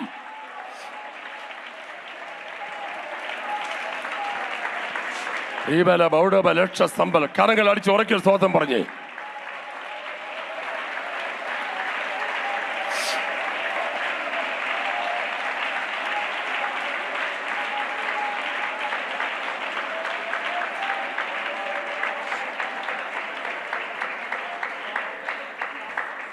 നമുക്കറിയാം ഇതുണ്ട്. ഒരു പാട്ട് പാടി മൂന്നാമത്തെ സ്റ്റാൻസ് എടുത്തു പാടി തമ്പാന്റെ താളം തെറ്റുമ്പോൾ, ഓർഗന്റെ താളം തെറ്റുമ്പോൾ, ഡ്രംസിന്റെ താളം തെറ്റുമ്പോൾ 3 അന്യഭാഷ പറയുന്ന അഭിഷേകം എന്ന് പറയുന്ന നമ്മൾ വെച്ചുകൊണ്ടിരിക്കുന്നത്. എൻ്റെ കുഞ്ഞെ, അത് നരിയാനോടുള്ള അനുഭവമാണ്. നീ പ്രാപിച്ച ആത്മാവ് ശരിയായ ആത്മാവാണ് ടെസ്റ്റ് ചെയ്യാൻ ഞാനൊരു കാര്യം പറയാം. നീ തനിച്ച് പെരയ്ക്കാത്തിരിക്കുമ്പോൾ, ആരുമില്ലാതിരിക്കുമ്പോൾ, നീ മുട്ടുമേലിരിക്കുമ്പോൾ നിന്റെ മേൽ പകരുന്നൊരു അഭിഷേകമുണ്ടെങ്കിൽ ആ അഭിഷേകമാ ശരിയായ അഭിഷേകം. അതിനെ തറക്കാൻ ലോകത്തിൽ ഒരു ശക്തിക്കും കഴിയത്തില്ല. ഇന്ന് പകൽ നീ അത് തിരിച്ചറിയണം. ഉപരിവിപ്ലവത്തിന്റെ ആത്മാ നമുക്ക് വേണ്ട. ഇലക്ട്രോണിക്സ് ആയിട്ടുള്ള ഒരു അഭിഷേകം നമുക്ക് വേണ്ട. ഓർക്കെന്റെ പുറത്തുള്ള അഭിഷേകം നമുക്ക് വേണ്ട. നിന്നെ തൊട്ട വിവരം അറിയണം. നിന്റെ ദേഹത്തെ തൊടുമ്പോൾ കറണ്ട് അടിക്കണം. മനസ്സിലായോ? പാസ്റ്റർമാരെ മാത്രമല്ല, നിങ്ങൾക്ക് അഭിഷേകം ദൈവം തന്നിട്ടുണ്ട്. നമ്മളെ രാജകീയ പുരോഹിത വർഗമാണ്. നിന്റെ നാവിൻ്റെ കട്ടൊന്ന് അഴിയട്ടെ. ഇന്ന് നാവിൻ്റെ കട്ടൊന്ന് അഴിയട്ടെ. കൈയുടെ കട്ടൊന്ന് അഴിയട്ടെ. 2 മിനിറ്റ് ഒന്ന് ആരാധിച്ച ദൈവമക്കൾ യേശുവിൻ്റെ നാമത്തിൽ ശക്തിയോടെ ദൈവത്തെ സ്തുതിച്ച് പോരാ അഭിഷേകത്തിലൊന്ന് ആരാധിച്ച്.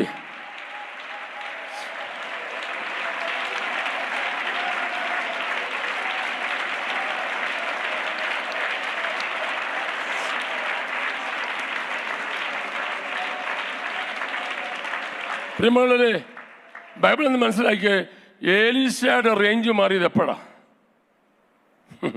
പറഞ്ഞേ? കാളയുടെ പുറകെ പൊട്ടുകൂടെ വന്നപ്പോഴാണോ റേഞ്ച് മാറിയത്? അല്ല, ഏലിയാവിനെ പുതപ്പെട്ടപ്പോഴാണ്. Praise the Lord. ഒറ്റ സെക്കൻഡ് റേഞ്ച് മാറി. നേരത്തെ കാള പൊട്ടുകാരനായിരുന്നു, ഇപ്പോൾ ദൈവത്തിൻ്റെ അഭിഷക്തനായി മാറി. ഒറ്റ സെക്കൻഡ് കൊണ്ട് റേഞ്ച് മാറ്റുന്നില്ല നമ്മുടെ ദൈവം. ഒറ്റ സെക്കൻഡും ഉണ്ട്. നിന്റെ റേഞ്ച് മാറ്റും, നിന്റെ സ്ഥിതി മാറ്റും. നീ സ്തോത്രം ഇല്ലാലും വിശ്വസിച്ചാൽ ഇല്ലെങ്കിലും നിന്റെ വീടിന്റെ മുമ്പിൽ, ഫ്ലാറ്റിന്റെ മുമ്പിൽ വണ്ടികൾ ക്യൂ നിന്ന് നിന്നെ കൊണ്ട് പ്രാർത്ഥിപ്പിക്കത്തക്കവണ്ണം ദൂതാ പറയുന്നത്. നിന്റെ വീടിന്റെ മുമ്പിൽ വണ്ടികൾ ക്യൂ ആയി നിന്ന് നീ വീട്ടിൽ വന്ന് നിന്നെ കൊണ്ട് കൈവച്ച് പ്രാർത്ഥിപ്പിക്കത്തക്കവണ്ണം ഇന്ന് പകൽക്കാലം 40 സുമാസം കഴിയുമ്പോൾ ഒരു പുതിയൊരു പുതപ്പ് നിന്റെ മേൽ ദൈവം ഇടുമെന്ന് ഇന്ന് ദൈവത്തിന്റെ ആത്മാവ് ശക്തമായ ദൂത സംസാരിക്കുകയാണ്. എല്ലാവർക്കും ഇല്ല, വിശ്വസിച്ച് സ്തോത്രം പറയുന്നവർക്ക്.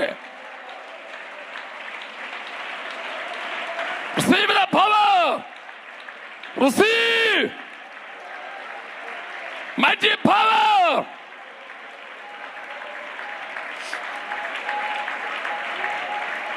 റീബല ബൗഡ കമ്പല ബൗഡ ബലക്ഷസി. നിങ്ങൾക്കത് കാണാൻ കഴിയത്തില്ലെങ്കിൽ എനിക്കത് ആത്മാവിൽ കാണാം. ആമേ, റേഞ്ച് മാറ്റുന്ന ദൈവമാ. സ്തോത്രം. ശൗലിന്റെ റേഞ്ച് എങ്ങനെയാ മാറിയത്?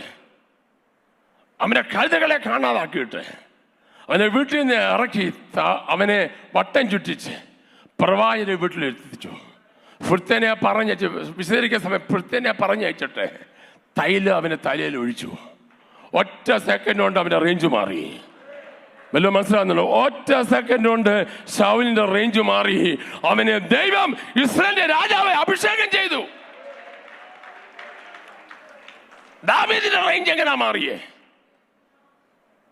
അവന്റെ തടിമിടുക്കുള്ള 7 ചേട്ടന്മാർ നോക്കി നിൽക്കുമ്പോൾ കാട്ടിൽ ആടിനെ തീറ്റി നടന്നവനെ ദൈവം വിളിപ്പിച്ചു. അപ്പം വിളിച്ചില്ല, അമ്മ വിളിച്ചില്ല, സഹോദരന്മാർ വിളിച്ചില്ല, ദൈവം വിളിപ്പിച്ചു.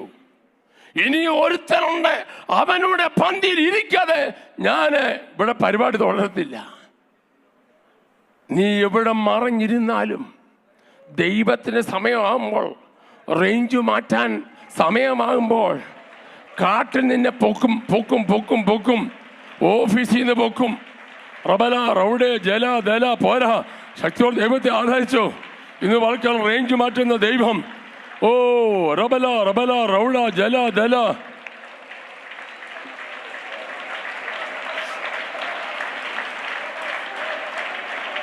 പോരാ, ശക്തിയോടെ ദൈവത്തെ ആരാധിച്ച്. റീബല ബൗഡ കമ്പല ബൗഡി ജാലക്കാല.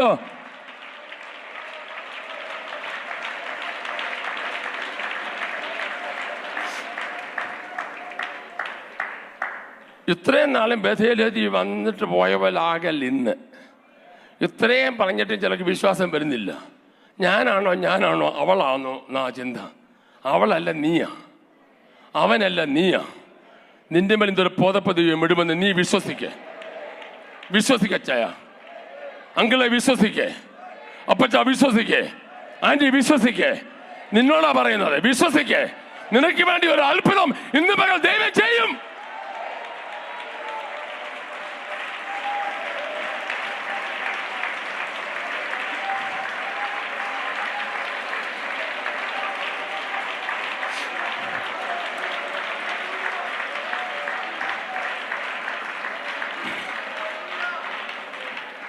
കഴിഞ്ഞ ദിവസം ഞാൻ സഭയെ പ്രസിഡന്റ് ചെയ്തപ്പോൾ ദൈവം എന്നൊരു കാഴ്ച കാണിച്ചു. പാസ്റ്ററെ, എന്താണെന്നറിയോ? വീടിൻ്റെ അകത്ത് തറ കൂടിയിരിക്കുന്ന പാമ്പ് തറ കൂടിയിരിക്കുകയാണ്. മുട്ടയുടെ പുറത്ത് തറ കൂടിയിരിക്കുകയാണ്. ഞാൻ പ്രാർത്ഥിച്ചുകൊണ്ടിരിക്കുമ്പോൾ അതിനകത്ത് നിന്ന് ഇറങ്ങിപ്പോകുന്ന പോക്കിൽ കണ്ടൊരു കാഴ്ച. അതിന്മേൽ ചുറ്റി ചെയ്യുന്ന ആ പടം പൊഴിച്ചിട്ട് ഇറങ്ങിപ്പോകുന്നു. സ്തോത്രം. പടം പൊഴിച്ചിറങ്ങിപ്പോകുന്ന കാഴ്ച. ഞാൻ അത് ഒരു സഭയിൽ പറഞ്ഞപ്പോൾ പിറ്റേ ദിവസം എന്നോട് പലരും പറഞ്ഞ, പാസ്റ്ററെ അത് എന്നോടുള്ള ദൈവത്തിൻ്റെ ദൂതായിരുന്നു. നിങ്ങളോട് ഞാനത് പറയുകയാണ്, ശ്രദ്ധിച്ചു കേട്ടോണം. നിന്റെ നന്മകളെ, നിന്റെ അവകാശങ്ങളെ, നിന്റെ ശരീരത്തെ, നിന്റെ ഭൗതികത്തെ മുമ്പോട്ട് വിടാതെ ദുഷ്ടപിശാച് തിറകൂടിയിരിക്കുന്ന ചില അന്ധകാര മേഖലകൾ ഇന്നത്തെ ആരാധനയിൽ നീ പ്രാർത്ഥിച്ചുകൊണ്ടിരിക്കുമ്പോൾ അഭിഷേകത്തിന്റെ ശക്തി വ്യാപരിച്ച് അത് അവിടുന്ന് ഇറങ്ങിപ്പോക മാത്രമല്ല, പടം പൊഴിച്ചിറങ്ങിപ്പോകും. പാസ്റ്ററെ, ഈ സഭയുള്ള ദൂതോട് പറയുക, സഭയ്ക്കെതിരായി പോരാടുന്ന ചില അന്ധകാര ശക്തികൾ, സർപ്പശക്തികൾ അഭിഷേകത്തിന്റെ ശക്തി വ്യാപരിക്കുമ്പോൾ പടം പൊഴിച്ച് തിരിച്ചു കയറി വരാതെ വണ്ണം അതിനെ നശിപ്പിക്കാൻ കഴിയുന്ന അഭിഷേകത്തിന്റെ ശക്തി. ഓ പോരാ, ശക്തിയോട് ദൈവത്തെ ആരാധിക്കേ. റീബല ബൗഡ കമ്പല ബൗഡ ബലക്ഷസേ. റീബല ബൗഡ കമ്പല ബൗഡ ബലക്ഷസേ. ഞാൻ കാര്യം, ദൈവസന്നിധി വന്നിട്ട് പിടിച്ചു വെക്കല്ലേ, ബുദ്ധി കൊണ്ട് കൺട്രോൾ ചെയ്യല്ലേ. നിന്റെ പഞ്ച ഇന്ദ്രിയങ്ങളെ നീ അടക്കി വെക്കല്ലേ. ഞാൻ വന്ന വഴിക്ക് ഞങ്ങളുടെ സഭയിലൊരു മോൾക്ക് വേണ്ടി പ്രാർത്ഥിച്ചിട്ടാണ് വന്നത്. 2 ഹിപ്പും ട്രാൻസ്പ്ലാന്റ് ചെയ്തിരിക്കുന്നു കഴിഞ്ഞ 2 ആഴ്ചയ്ക്ക് മുമ്പ്. ഒരു ഹിപ്പ് ഒരു ദിവസം ചെയ്തെന്ന് 5-ാം ദിവസം മറ്റേ ഹിപ്പും ചെയ്തു. കിടക്കുന്ന കുഞ്ഞിൻ്റെ അടുക്ക പോയി പ്രാർത്ഥിച്ചിട്ടാണ് വരുന്നത്. നീ നടന്നിവിടെ വരാൻ നിന്റെ കാലൊക്കെ ബലം ദൈവം തന്നു, കൈക്ക് ബലഹീനതകളൊന്നുമില്ല, ആരോഗ്യത്തോടെ ദൈവം നിന്നെ കൊണ്ടുവന്നു. നീ നിന്നെ കൺട്രോൾ ചെയ്യല്ലേ, ആരെല്ലാം കാണുമോ കേൾക്കുമോ അതിന് നീ എന്തിനാ മൈൻഡ് ചെയ്യുന്നേ? വിട്ടുകൊടുത്ത് ആരാധിക്കേ, വിട്ടുകൊടുത്ത് ആരാധിക്കേ. ശരീരം മറന്ന് ദൈവത്തെ ആരാധിക്കേ, പരിസരം മറന്ന് ദൈവത്തെ ആരാധിക്കേ. ഒരു പുതപ്പ് നിന്റെ മേൽ വീഴും, റേഞ്ച് മാറും. ഇനി 32-ാം ദിവസം നിന്റെ റേഞ്ച് മാറും. റിയലി ടെല്ലിങ്, റേഞ്ച് മാറും.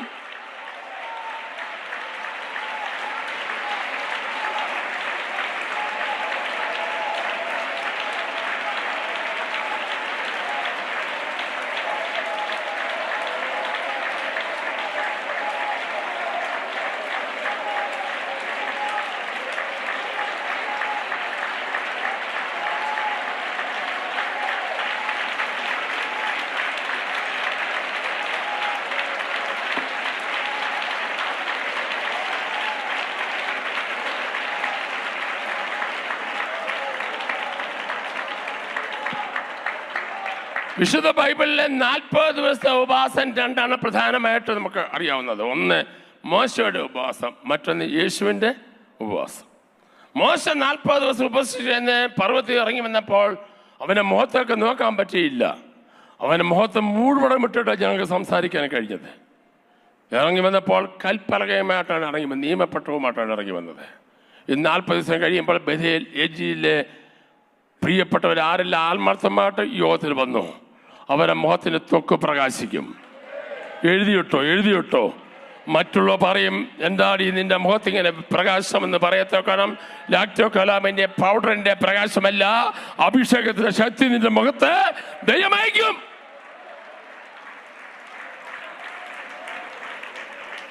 രണ്ടാമത്തെ ഉപവാസമാണ് യേശുവിൻ്റെ ഉപവാസം. 40 ദിവസം യേശു ഉപവസിച്ചപ്പോൾ യേശുവിൻ്റെ അടുക്കലേക്ക് വന്നത് ശിഷ്യന്മാരല്ല വന്നത്, സാത്താനാണ് വന്നത്. സഭ ഓർത്തോണം, 40 ദിവസം കഴിയുമ്പോൾ അവൻ വെളിയിൽ നിൽപ്പുണ്ട്. അവൻ നോക്കിയിരിക്കുക അകത്ത് കയറാനായിട്ട്. ദൂത് പറയുക, അവനെ പൂ നാട്ടിയ പോകത്തില്ല, നീ വചനം കൊണ്ട് ജയിക്കണം. അതിനുള്ള വചനം ഇവിടെ തന്നുകൊണ്ടിരിക്കുന്നത്. എത്ര പുഷ്ടപിശാച്, ഞാൻ മുമ്പ് പറഞ്ഞതുപോലെ പാമ്പ് പടം പൊഴിഞ്ഞിറങ്ങിപ്പോയതുപോലെ ദുഷ്ടപിശാച് നിന്റെ പെരയ്ക്കകത്ത് അകത്തളത്തിന്ന് നിന്റെ ബെഡ്റൂമിൽ നിന്ന് ദൈവം ഇന്ന് പകൽക്കാലം അതിനെ ആട്ടി പുറത്തു വിടുക. Power of the Holy Spirit.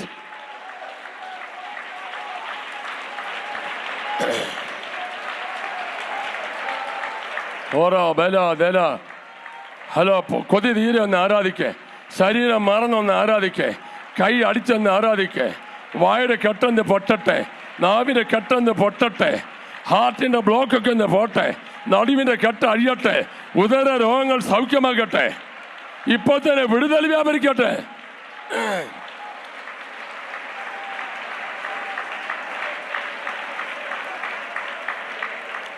Bethel ഏജിയുടെ live programme കാണുന്ന ആയിരക്കണക്കിന് ആളുകളുണ്ടെന്ന് എനിക്കറിയാം.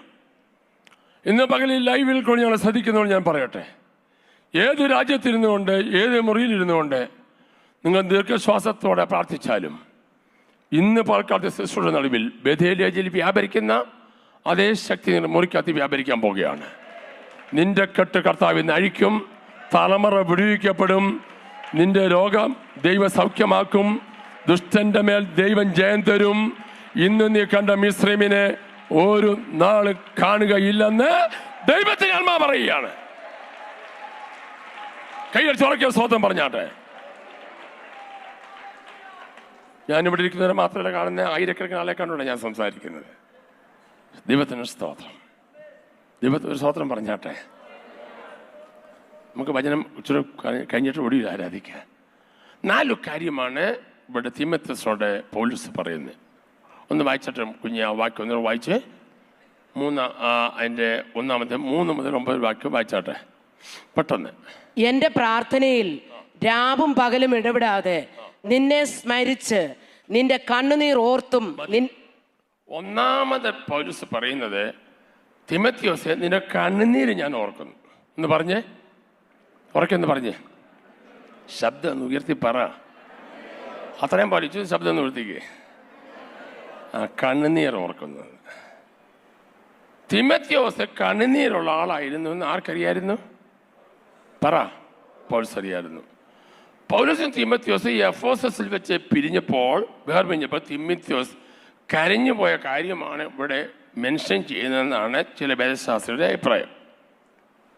തിമോത്തിയോസിനെ എപ്പം കണ്ടാലും അവനെ കണ്ണുകൾ തുളുമ്പിയിരുന്നു, പ്രാവിൻ്റെ കണ്ണ് പോലെ. കണ്ണുനീർ ചൊരിഞ്ഞുകൊണ്ടിരിക്കുന്ന തിമോത്തിയോസിനെ കാണാനായിട്ട് പൗലോസിന് വളരെ ആഗ്രഹമുണ്ടായിരുന്നു. ഒരു വിശ്വാസി കണ്ണുനീരുള്ളവനായിരിക്കണം. വീട്ടിൽ മരണം വരുമ്പോൾ കരയാനിരിക്കരുത്, മുമ്പേ കരഞ്ഞു തുടങ്ങണം. ഒരു വിശ്വാസിയുടെ ലക്ഷണം കണ്ണുനീരാണ്. ബൈബിൾ പറയുന്നു, പാട്ടുകാരൻ പറയുന്നത് കണ്ണുനീർ തൂകുമ്പോൾ മനസ്സലിയുന്ന, അല്ലേ? കണ്ണുനീർ തൂക്കുമ്പോൾ മനസ്സലിയുന്ന ദൈവത്തിനു സ്തോത്രം, എൻ്റെ ദൈവത്തിനു. നമ്മുടെ ദൈവത്തിൻ്റെ പ്രത്യേകത കണ്ണുനീർ തൂകുമ്പോൾ മനസ്സലിയുന്നവനാണ്. നമ്മുടെ സാധാരണ രീതി അനുസരിച്ച് ശ്രദ്ധിച്ചു കേട്ടോണം, സഹോദരിമാരൊക്കെ അറിയും, സഹോദരന്മാർ എന്ത് ചെയ്യത്തില്ല? പറ. അയ്യോ നിങ്ങളൊക്കെ പറഞ്ഞോ, കരയുന്നില്ലല്ലോ, അതിന് പറയാമല്ലോ. കരയത്തില്ല. നമ്മുടെ ചിന്ത കരയുന്നതൊരു നാണം കേടാണെന്നാണ്. സ്തോത്രം. ചുമ്മാതെ കരയേണ്ട കാര്യമില്ല. ദൈവത്തിന് വന്ന് കരഞ്ഞാൽ ഉണ്ടല്ലോ, അത് വിടുതല. എൻ്റെ 60 വർഷക്കാലത്തെ ക്രിസ്തീയ ജീവിതത്തിൽ ഞാൻ കണ്ടൊരു കാര്യം, കണ്ണുനീരുള്ള മനുഷ്യരുടെ കുടുംബങ്ങളൊക്കെ അനുഗ്രഹിക്കപ്പെട്ടിട്ടുണ്ട്. അവരുടെ തലമുറകൾ മാനിക്കപ്പെട്ടിട്ടുണ്ട്. വെറുതെ പറയുന്നതല്ല കേട്ടോ, ഉദാഹരണം പറയാൻ സമയമില്ലാത്തതുകൊണ്ടാ. സ്തോത്രം. അല്പസ്വല്പം കുറവുള്ള കുറച്ച് പേരെ എനിക്കറിയാം. നമ്മൾ 100% പെർഫെക്റ്റ് അല്ലാത്ത ആളുകൾ. പക്ഷെ അവർ സാക്ഷി പറയാൻ നിൽക്കുമ്പോഴും പ്രാർത്ഥിക്കുമ്പോഴും കണ്ണുനീരിങ്ങനെ ഒഴുകുന്നു കണ്ടിട്ടുണ്ട്. ഞാൻ അവരെ അന്ത്യം ശ്രദ്ധിച്ചിട്ടുണ്ട്. അവരിലേറിയ പങ്കിന് നല്ല അന്ത്യം ദൈവം കൊടുത്തു, നല്ല മരണം കൊടുത്തു. നാട്ടുകാരെയും വീട്ടുകാരും ഒന്നും ബുദ്ധിമുട്ടിക്കാതെ അവരങ്ങ് പോയി. എന്നാൽ കരയാതെ മസിൽ പിടിച്ച് നിന്ന കുറച്ച് പേരുണ്ട്. അവർ കണക്ക് പറഞ്ഞ് അവിടുന്ന് പോയത്. പിടികിട്ടില്ലായിരിക്കും അല്ലേ? പിൻ ഡ്രോപ്പ് സൈലൻസായി. കുഴപ്പമില്ല, ശ്രദ്ധിച്ചു കേട്ടോണം. നീ ഗതി പിടിക്കണമെങ്കിൽ, നന്മ പ്രാപിക്കണമെങ്കിൽ കരഞ്ഞോണം. ആരും കാണാതെ മുറിക്കകത്ത് കയറി കരയണം. ഒരു സഹോദരി TV കണ്ടുകൊണ്ടിരുന്നപ്പോൾ എന്നെ വിളിച്ചിട്ട് പറഞ്ഞു, പാസ്റ്ററെ എനിക്ക് വീട്ടിൽ നിന്ന് ഉറക്കെ കരയാൻ പോലും പറ്റുന്നില്ല. ഞാൻ എന്നെ ചെയ്യുന്ന കാര്യം ബാത്റൂമിൽ കയറി ടാപ്പ് ഓണാക്കി ഉറക്കെ കരയും, കരിഞ്ഞ് പ്രാർത്ഥിക്കും. എനിക്ക് ഹിസ്റ്റീരിയാണ്, എനിക്ക് പ്രാന്താന്നാണ് വീട്ടുകാരെ പറയുന്നത്. അല്ല പാസ്റ്ററെ, എൻ്റെ കണ്ണുകൾ നിറഞ്ഞു കവിയാണ്. പെന്തക്കോസ്തിൻ്റെ വേല ഈ നൂറ്റാണ്ടിൽ വളരാൻ കാര്യം കണ്ണുനീരോടെ കരഞ്ഞ ഒത്തിരി അപ്പച്ചന്മാരും അമ്മച്ചിമാരും നമുക്കുണ്ടായിരുന്നു. അവർക്ക് ഡിഗ്രി ഇല്ലായിരുന്നു, അവർക്ക് വിദ്യാഭ്യാസമില്ലായിരുന്നു, പക്ഷെ അവർക്ക് കരയാൻ അറിയാമായിരുന്നു. 3-4 മണിക്കൂറൊക്കെ കരഞ്ഞ് പ്രാർത്ഥിക്കുന്ന മാതാപിതാക്കൾ നമുക്കുണ്ടായിരുന്നു. ഇന്നത്തെ നമ്മുടെ ഏറ്റവും വലിയ ദുഃഖം കരയുന്നവർ കുറഞ്ഞുപോയി.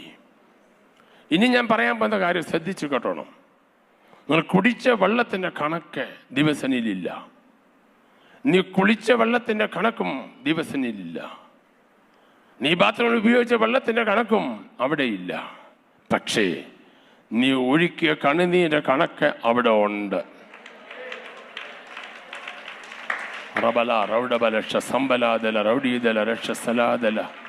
കരമടിച്ച് ഉറക്കൊരു സ്വതന്ത്രം പറഞ്ഞേ, കരമടിച്ച് ഉറക്കെ.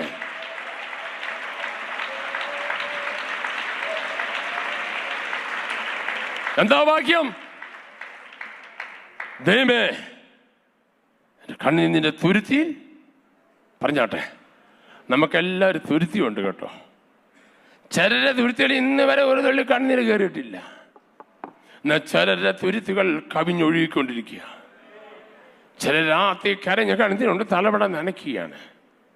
ഒരു കാര്യം ഇന്ന് പകൽ ഉറപ്പോടെ ഞാൻ പറയാം, കരയാൻ നീ തയ്യാറാണെങ്കിൽ നിന്നെ മാനിക്കാൻ എൻ്റെ ദൈവശക്തനായ ദൈവമാണ്. ഇന്ന് പകൽ നമ്മുടെ ദൈവത്തെ പറയണം, കർത്താവേ എൻ്റെ കണ്ണുകൾ നിറയാൻ ഒരു അവസരം തരണമേ എന്ന്. എൻ്റെ ഫാദർ കാര്യം ഞാൻ പറഞ്ഞല്ലോ, അദ്ദേഹം നല്ല ദേവദാസന്മാർ ഭയങ്കര സംസാരിക്കുമ്പോൾ കണ്ടിട്ടുണ്ട്, കണ്ണുകൾ നിറഞ്ഞ് രണ്ട് സൈഡ് കൂടി ഇങ്ങനെ ഒഴുകുന്ന കണ്ടിട്ടുണ്ട്. ഞാനത് വിചാരിച്ചു എൻ്റെ അപ്പച്ചൻ എന്നാ പറ്റി ഇങ്ങനെ ചുമ്മാ കരയുന്നതിനാ? അങ്ങനെ കരയത്തക്കണ കാര്യമൊന്നും പറഞ്ഞില്ല, ആരും മരിച്ച കാര്യം പറഞ്ഞില്ല, വേറെ ഒരു കാര്യം പറഞ്ഞില്ല, പിന്നെ എന്തിനാ ചുമ്മാ ഇങ്ങനെ കരയുന്നേ? നല്ല ആഴമായ വചനം കേൾക്കുമ്പോൾ കണ്ണുകൾ നിറയും. ഒരു തികഞ്ഞ ആത്മികൻ ഹൃദയത്തെ തൊടുന്ന വചനം കേൾക്കുമ്പോൾ അവൻ്റെ കണ്ണുകൾ നിറഞ്ഞ് തുളുമ്പും. അവൻ ആത്മികൻ. അല്ല കഥാപ്രസംഗം കേൾക്കാനിരിക്കുന്നത്, സിനിമ കാണാനിരിക്കുന്ന പോലും, സീരിയൽ കാണാനിരിക്കുന്ന പോലും അല്ല സഭായോഗത്തിന്. അവന് സഭായത്തിൽ വന്നിട്ട് മൊബൈലെ ആന്തിക്കൊണ്ടിരിക്കത്തില്ല. അവന് സഭായം ബോറിംഗ് അല്ല, അവന് സഭായം ഒരു അഭിഷേകമാണ്. സ്തോത്രം സ്തോത്രം സ്തോത്രം സ്തോത്രം. മറിയ യേശുവിൻ്റെ അടുക്കൽ വന്നപ്പോൾ കരഞ്ഞ് കണിനുകൊണ്ട് കാൽപാദം കഴുകി. എൻ്റെ പാസ്റ്റ് അവൾ എന്തുമാത്രം കരഞ്ഞെന്ന് പറയുന്നത്? എൻ്റെ ബൈബിളിൽ കള്ളം പറയത്തില്ല. രണ്ടുള്ളി കണിനീരാണ് ആൻറ്റി വീണതല്ല, അവൻ്റെ കാല് കഴുകത്തൊക്കെ കണിനീര് ഒഴുകി. അതിന് കാരണമുണ്ട്. അവളെ വെടിവെച്ച യേശുവിൻ്റെ ആമയെ കാൽച്ചോട്ടി വന്നാൽ കരഞ്ഞല്ലേ പറ്റൂ.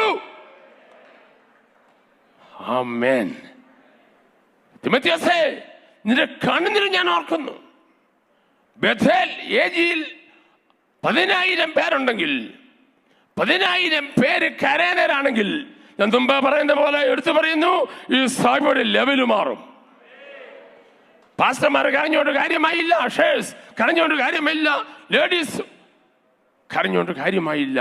എല്ലാവരും കരയണം. കരയാൻ നമ്മൾ എന്നോട് പരിശുദ്ധ പറഞ്ഞ് ഈ സഭ പറയണമെന്ന്. ഈ 40 ദിവസത്തിനകം കണ്ണുനീരുണ്ടാകണം. കർത്താവെ, കരയാൻ എന്നെ സഹായിക്കണമേ എന്ന് നിങ്ങൾ ദൈവത്തോട് പ്രാർത്ഥിക്കണം. വചനം കേൾക്കുമ്പോൾ കരയണം, പ്രാർത്ഥിക്കുമ്പോൾ കരയണം, ആത്മാവ് നിറയപ്പെടുമ്പോൾ കരയണം, അന്യഭാഷയെ സംസാരിക്കുമ്പോൾ കരയണം. കണ്ണുകൾ നിറയുമ്പോൾ നിന്റെ അഭിഷേകത്തെ ശക്തിയുടെ ലെവൽ ദൈവം മാറ്റും.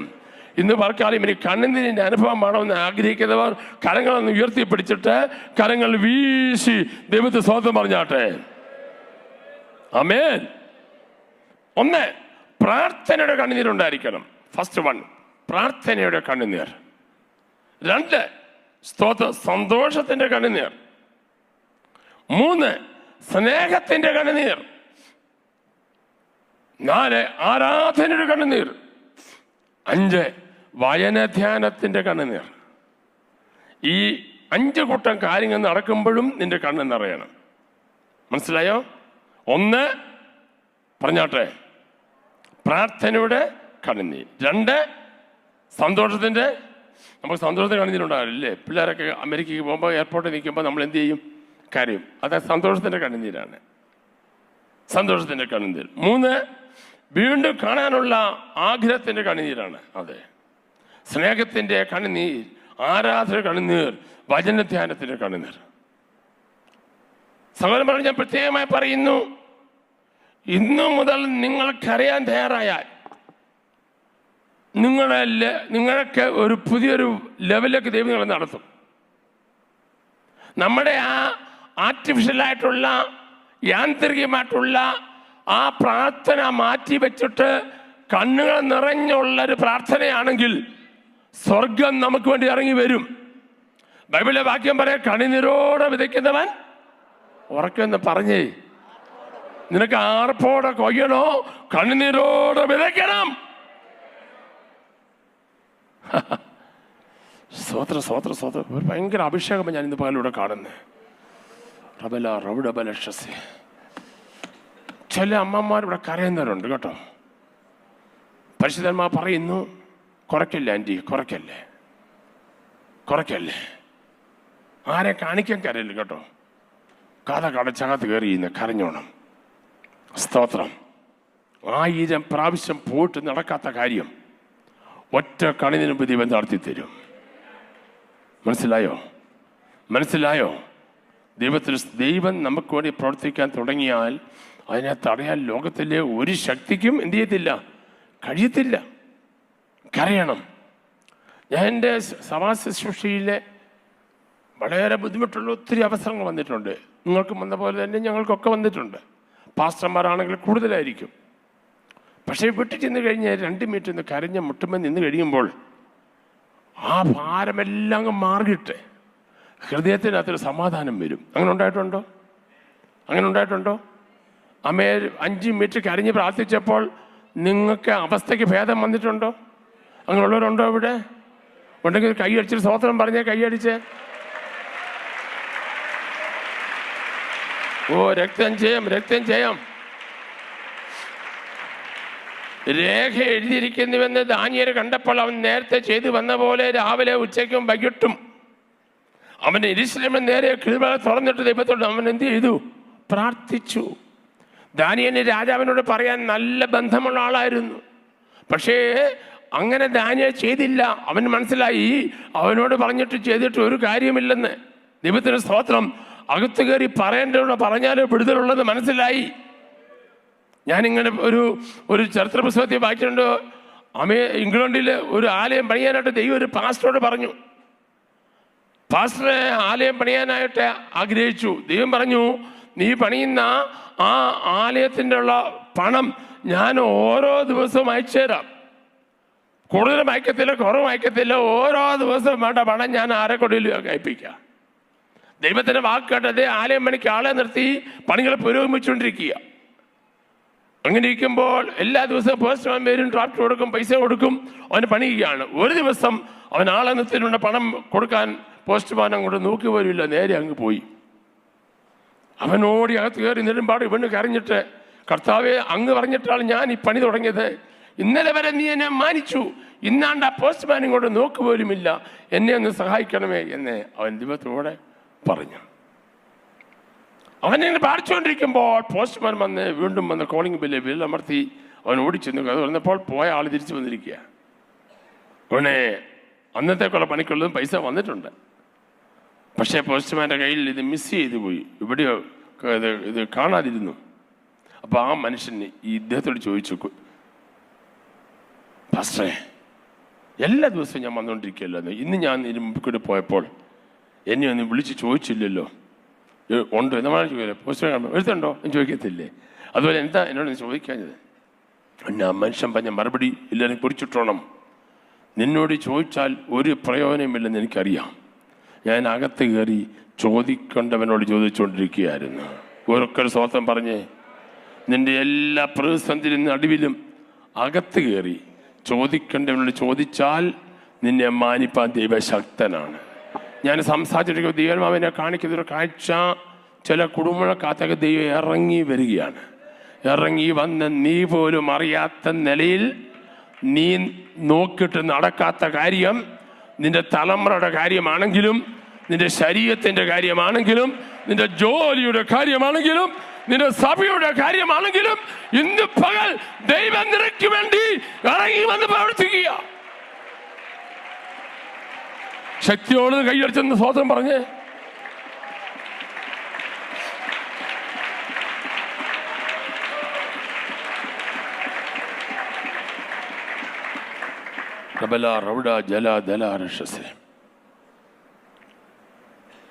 ദൈവമക്കളെ, കരയാൻ തയ്യാറാകണം. കരയണമെങ്കിൽ 3 കൂട്ടം കാര്യം ആവശ്യമുണ്ട്. ഒന്ന്, നിഷ്കളങ്കമായ ഭക്തി വേണം. ഒന്ന് പറഞ്ഞേ. കളങ്കമില്ലാത്ത, കപടതയില്ലാത്ത ഭക്തി ഉണ്ടെങ്കിൽ എന്ത് ചെയ്യാനൊക്കത്തുള്ളൂ വെച്ചാൽ കരയാനൊക്കത്തുള്ളൂ. അല്ലാതെ കരഞ്ഞാൽ കള്ളക്കരച്ചില്ല. നിഷ്കളങ്കമായി ഇന്നസെൻ്റായിട്ടുള്ളൊരു ഭക്തി നമുക്കുണ്ടായിരിക്കണം. വിശദീകരിക്കുന്നില്ല. 2, യേശുവിലുള്ളൊരു 2 ഹാർദവമായ സ്നേഹമുണ്ടായിരിക്കണം. ദൈവത്തോടും മനുഷ്യരോടും ഹാർദവമായ ഒരു സ്നേഹമുണ്ടായിരിക്കണം. 3, തീക്ഷ്ണമായ ദുഃഖമുണ്ടായിരിക്കണം. ഈ 3 കാര്യം ഉണ്ടെങ്കിലേ നമുക്ക് അറിയാനൊക്കത്തുള്ളൂ. ഇന്നത്തെ ഈ ശുശ്രൂഷയിൽ ഇത് 3 നമുക്കുണ്ടാകണം. ഒന്നുകൂടി ഞാൻ പറയുന്നു, നിഷ്കളങ്കമായ ഭക്തി, ഹാർദവമായ സ്നേഹം, 3 തീക്ഷ്ണമായ ദുഃഖം. ഈ 3 കാര്യം നമ്മുടെ അകത്തുണ്ടെങ്കിൽ നിന്റെ ഭക്തിയിൽ കൂടെ, കണ്ണുനീരിൽ കൂടെ ഒരു വിടുതൽ ദൈവം അയക്കും. കപടത നമുക്കുണ്ടാകാൻ പാടില്ല. പിന്നെയോ ദൈവഭയം നമുക്കകത്തുണ്ടായിരിക്കണം. ഒരു സ്തോത്രം പറഞ്ഞാട്ടെ. 2ാമത്തെ കാര്യം ഇത് വായിച്ചാട്ടെ. 2ാമത്തെ വായിച്ചാട്ടെ, അതിൻ്റെ താഴത്ത്. ഞാൻ പൂർവന്മാരുടെ ദൃഷ്ടാന്തം അനുസരിച്ച് നിർമ്മല മനസാക്ഷിയോട് ആരാധിക്കുന്ന ദൈവത്തിന് നിന്റെ നിർവ്യാജ വിശ്വാസത്തിന്റെ ഓർമ്മ നിമിത്തം സ്തോത്രം ചെയ്യുന്നു. മതി. 2ാമത്തെ കാര്യം നിർവ്യാജ വിശ്വാസമാണ്. ഒന്ന് പറഞ്ഞേ. ഉറക്കെ പറ. തിമോഥെയോസിൽ കണ്ട ഒന്നാമത്തെ കാര്യം എന്താണ്? കണ്ണുനീരിൻ്റെ അനുഭവമാണ്. രണ്ടാമത് നമുക്ക് വേണ്ട കാര്യം നിർവ്യാജമായ വ്യാജമില്ലാത്ത വിശ്വാസം. നിർവ്യാജമായ വിശ്വാസം വായിച്ച അടുത്ത് വായിച്ചു. അതന്നെ നിർവ്യാജ വിശ്വാസം. നിർവ്യാജ വിശ്വാസത്തിന്റെ ഓർമ്മ നിമിത്തം സ്തോത്രം ചെയ്യുന്നു.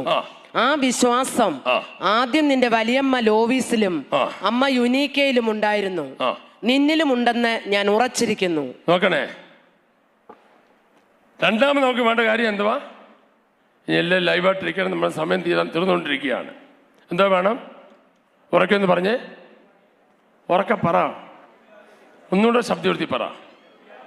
നിർവ്യാജമായ വിശ്വാസം എന്ന് പറഞ്ഞേ, എന്ന് പറഞ്ഞാൽ വ്യാജമില്ലാത്ത വിശ്വാസം.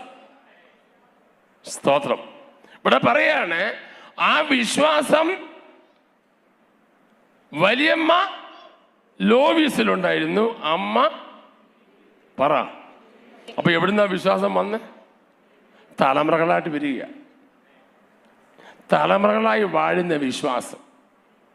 ഷുഗർ കൂടിക്കഴിഞ്ഞപ്പോൾ ഡോക്ടറെ കണ്ടപ്പോൾ ഡോക്ടർ ചോദിക്കും, ഒന്നാമത്തെ ചോദ്യം, അപ്പനും അമ്മയ്ക്കും ഷുഗർ ഉണ്ടായിരുന്നു? അയ്യോ, അവർക്ക് 600 വല്യപ്പനും വല്യമ്മയ്ക്കും അവർക്ക് അച്ഛന് കുറവാണ്, 500-400 ഉള്ളായിരുന്നു. അപ്പൊ ഡോക്ടർ പറയും, ഇതേ പാരമ്പര്യമായിട്ടുള്ളതാണിത്. ഏതാ? ഷുഗർ. അപ്പൊ നമുക്ക് അപ്പന്മാരിന്ന് വല്യപ്പന്മാരിന്ന് നമുക്ക് പാരമ്പര്യമായി കിട്ടിയ എന്തുണ്ട്? ഒന്ന് പറ. രോഗമുണ്ട്.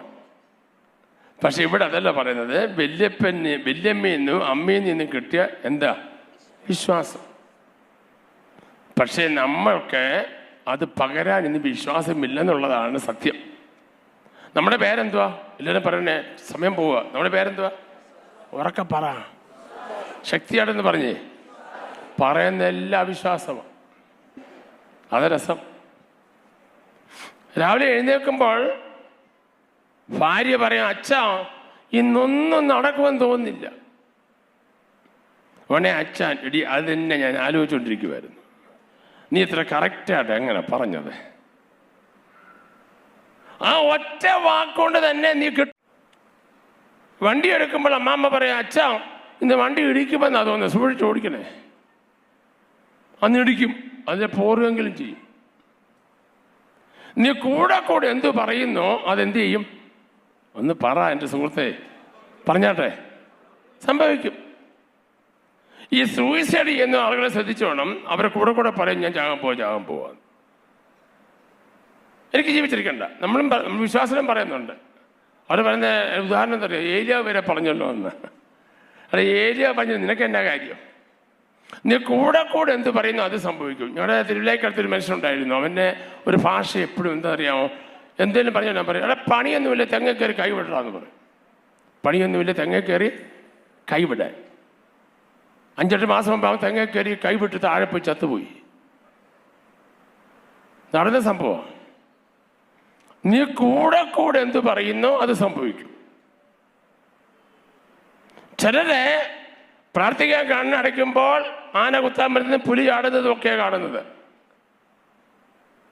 ഇപ്പം ആന കാട്ടുപന്നിയും കാണുന്നുണ്ട്, കൂടുതൽ കാണുന്നുണ്ട്.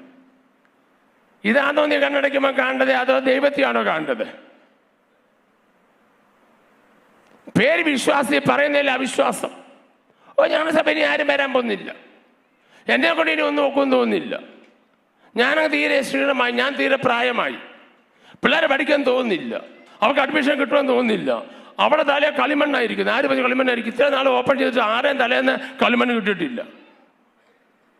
ഏതോ ഒരു പൊട്ടിത്തല പണ്ട് പറഞ്ഞത് നിന്റെ തലേ കളിമണ്ണാന്ന്. അത് കേട്ട് നമ്മൾ ആളുകളെല്ലാം പറഞ്ഞുകൊണ്ടിരിക്കുക. സ്തോത്രം. ഞങ്ങളുടെ പണ്ടൊരു അമ്മാമ്മ സാക്ഷി പറഞ്ഞ ഓർമ്മയുണ്ട്. ഞങ്ങളുടെ ബാബുമോൻ 10ാം ക്ലാസ്സിൽ തോറ്റു, എങ്കിലും അവൻ മിടുക്കനാണ്. പിടികിട്ടില്ലല്ലേ? ഞങ്ങളുടെ ബാബുമോൻ 10ാം ക്ലാസ്സിൽ തോറ്റു, എങ്കിലും അവൻ മിടുക്കൻ. അവൻ അത് ഏറ്റെടുത്തു. എൻ്റെ അമ്മ ഞാൻ തോറ്റിട്ടു എന്നോട് വഴക്ക് പറഞ്ഞില്ല, എന്നെ പ്രോത്സാഹിപ്പിച്ചുള്ളൂ, ഞാൻ പഠിക്കും. വളരുന്ന സഭകളൊക്കെ നിങ്ങൾ എടുത്തു വയ്ക്കോ. ഞാൻ ജോൺ വെസ്ലി ചർച്ചിലെ അമേരിക്കയിലെ മറ്റ് സഭകളൊക്കെ ഞാൻ പോയിട്ടുണ്ട്. അതിൻ്റെ പാസ്റ്റേഴ്സ് എല്ലാം വിശ്വാസവീരന്മാരായിരുന്നു. റെയ്നാഡ് ബോങ്കെ വിശ്വാസവീരനായിരുന്നു. Billy Graham വിശ്വാസവീരനായിരുന്നു. 140 രാജ്യങ്ങളിൽ സാറ്റലൈറ്റ് വഴിയായി ലോകത്തെ മുഴുവൻ സുവിശേഷം അറിയിച്ച ദിവദാസനാണ് ബില്ലി ഗ്രഹാം. സ്തോത്രം. റെയ്നാഡ് ബോങ്കെ എറണാകുളത്ത് വന്നപ്പോൾ അദ്ദേഹത്തിന് ട്രാൻസ്ലേറ്റ് ചെയ്തൊരു എൻ്റെ കൂട്ടുകാരൻ പറഞ്ഞത്, രാജു പാസ്റ്റർ അദ്ദേഹത്തിന് അടുക്കാൻ നിൽക്കാനൊക്കത്തില്ല, ഞാൻ തെറിച്ചു പോകാമായിരുന്നെന്ന്. മനസ്സിലായോ? ദൈവത്തെ നിന്നിലങ്ങ് ഒതുക്കരുത്. വിശ്വാസത്തിന്റെ വാക്ക് പറയണം. വിശ്വാസിയാണെങ്കിൽ വിശ്വാസത്തിന്റെ വാക്ക് പറയണം. പാലിട്ട് കുടിക്കാനായി ബോൺവിറ്റ വാങ്ങിച്ചു. ബോൺവിറ്റ 1 മാസമായപ്പോൾ ബോൺവിറ്റ തീർന്നു. പക്ഷെ നമ്മളെ ടിന്ന് കളയത്തില്ലല്ലോ. ആദാമിന്റെ കാലം മുതലുള്ള ടിന്ന് നമ്മുടെ പെരക്കകത്തിരിപ്പുണ്ട്. ഇവിടെ ഞാൻ വീട്ടിൽ ചെന്നപ്പോൾ അവിടെ സോപ്പിന്റെ കവർ ഇരിക്കുന്നു, അടുക്കി വെച്ചിരുന്നു. ബാത്റൂമിൻ്റെ അകത്ത് 400ഓളം സോപ്പിന്റെ കവറുകൾ അടുക്കി വെച്ചിരിക്കും. ഒന്നും കളയത്തില്ല, എല്ലാം സൂക്ഷിച്ചു വെച്ചിരിക്കുകയാണ്. നല്ല കാര്യം, ഞാൻ എന്നെതിര് പറയുന്നില്ല. ബോൺമിറ്റയുടെ ടിന്നെ കളയാതെ അമ്മാമ്മ എന്ത് ചെയ്യുന്നറിയാമോ? അതിനകത്ത് കാപ്പിപ്പൊടി ഇട്ടു. കാപ്പിപ്പൊടി പുറത്തെ ലേബൽ മുഴുവൻ ബോംബെയിലെ ബോൺമിറ്റയുടെ കമ്പനിയുടെ ലേബലാണ്. പക്ഷെ അകത്ത് മുഴുവൻ എന്തായിരിക്കുന്നത്? കാപ്പിപ്പൊടി. 60 വർഷത്തിന് മുമ്പ് പെന്തിക്കോസ് എന്ന് പറഞ്ഞ് ഇറങ്ങിയതാ. ലേബൽ എന്തുവാ? അയ്യോ, എല്ലാവരും എന്നോട് പിഴങ്ങിയെന്നാ തോന്നുന്നു. എൻ്റെ പൊന്നെ, സ്തോത്രം. പേരെന്തുവാ? ലേബൽ എന്തുവാ? പറ. എനിക്ക് ഞാനുള്ള കാര്യം പറയാം. അടിസ്ഥാനപരമായ ഗുണം പിടിച്ചു പോകണമെങ്കിൽ ഇത് കേട്ടേ ഒക്കത്തുള്ളൂ. ഉപരിവിപ്ലവമായി കൈയടിപ്പിക്കാൻ എനിക്കറിയാം. അതല്ല എനിക്ക് ആവശ്യം. അകത്തൂന്ന് തീയാകണം. അകത്തൂന്ന് തീ ഉണ്ടാകണം. സ്തോത്രം. പുറത്തെ ബോൺവിറ്റയുടെ ലേബൽ, അകത്ത് കാപ്പിപ്പൊടി. പുറത്ത് വിശ്വാസി, പറയുന്നതല്ല അവിശ്വാസം. രാവിലെ മുതൽ സന്ധ്യ വരെ നീ പറയുന്ന വാക്കുകൾ കൊണ്ട് നിന്റെ വീടിനെ നീ കെട്ടുക. നമ്മൾ പറയുന്നത് അറിയാം, അയലോക്കത്തുകാരൻ വന്ന് കൂടോത്രം ചെയ്തു, അവൾ ആഭിചാരം ചെയ്തു, മന്ത്രവാദം ചെയ്തു, എന്നെ ബന്ധിച്ചു. അല്ല, നിന്റെ വീട്ടിലെ ഏറ്റവും വലിയ കൂടോത്രക്കാരി നീയാ. ഏറ്റവും കൂടോത്രക്കാരൻ നീയാ. നീയാ നിന്റെ വീടിനെ കെട്ടുന്നത്. ഇന്ന് പോലെ യേശുവിന്റെ നാമത്തിൽ ആ ദുരാത്മ ശക്തിയെ ശാസിക്കുകയാണ്, റിലീസ് ചെയ്ത് വിടുകയാണ്. കൈയടിച്ചോരൊക്കെ സ്തോത്രം പറ.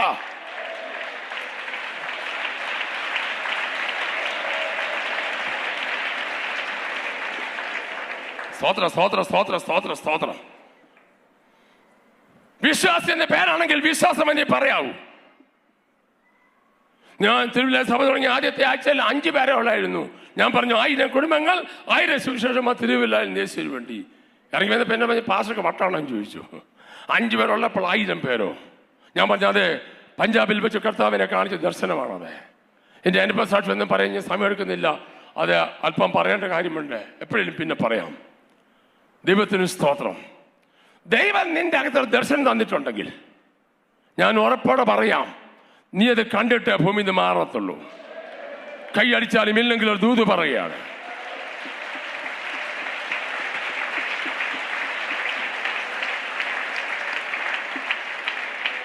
പശ്ചിമേബറിസ്റ്റോടും പ്രിയപ്പെട്ട ഏബ്രാമരിസ്റ്റോടും ഞാൻ കാര്യം പറയാം, ദൂത് പറയുകയാണ്.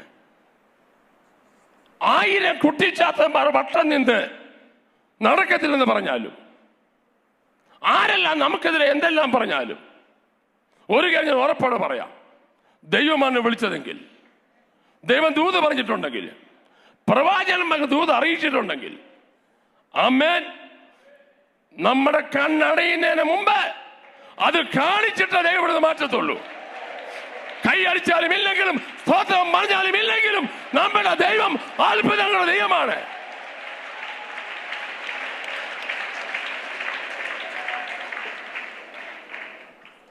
സാത്താൻ കാണിക്കുന്ന ഓലപ്പാമ്പെന്ന് വിശ്വസിക്കല്ലേ. നിന്റെ മേലുള്ള വിളി വേറൊരു വിളിയാ.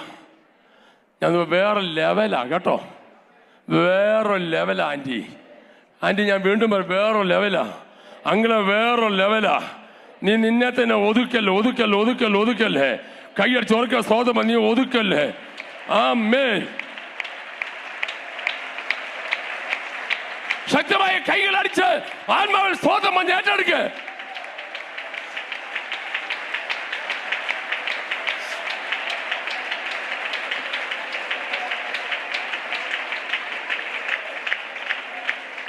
നീ പറയുന്ന വാക്കിന്റെ അത്ര അഭിഷേകമുണ്ട്. അമ്മേൻ.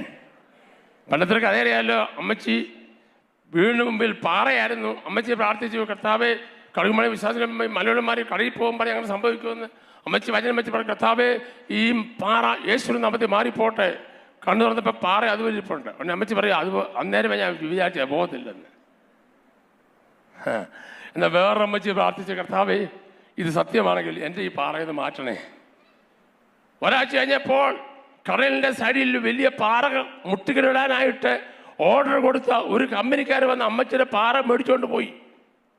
വലിയ മുട്ടിയാട്ട് അത് മുഴുവൻ കീറിക്കൊണ്ട് പോയി കടലിൽ കൊണ്ടിട്ടെന്ന്. പിടികിട്ടിയോ? ഇല്ല. നീ വിശ്വസിച്ചാലുണ്ടല്ലോ, നീ പോലും ചിന്തിക്കാത്ത ലെവലിൽ നിന്നെ മാനിക്കാൻ എൻ്റെ ദൈവത്തിന് കഴിയുമെന്ന്.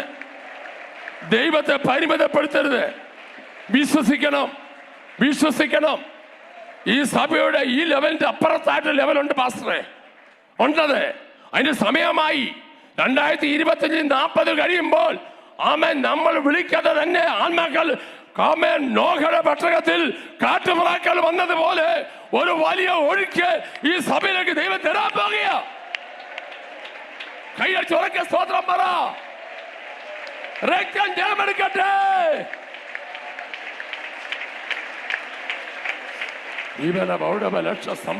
കൈയടിച്ച് ശരിക്കും ഒരു സ്തോത്രം പറഞ്ഞ് ഒരു വലിയ ആത്മാവിന്റെ സ്വാതന്ത്ര്യം ഞാൻ കാണുകയാണ്.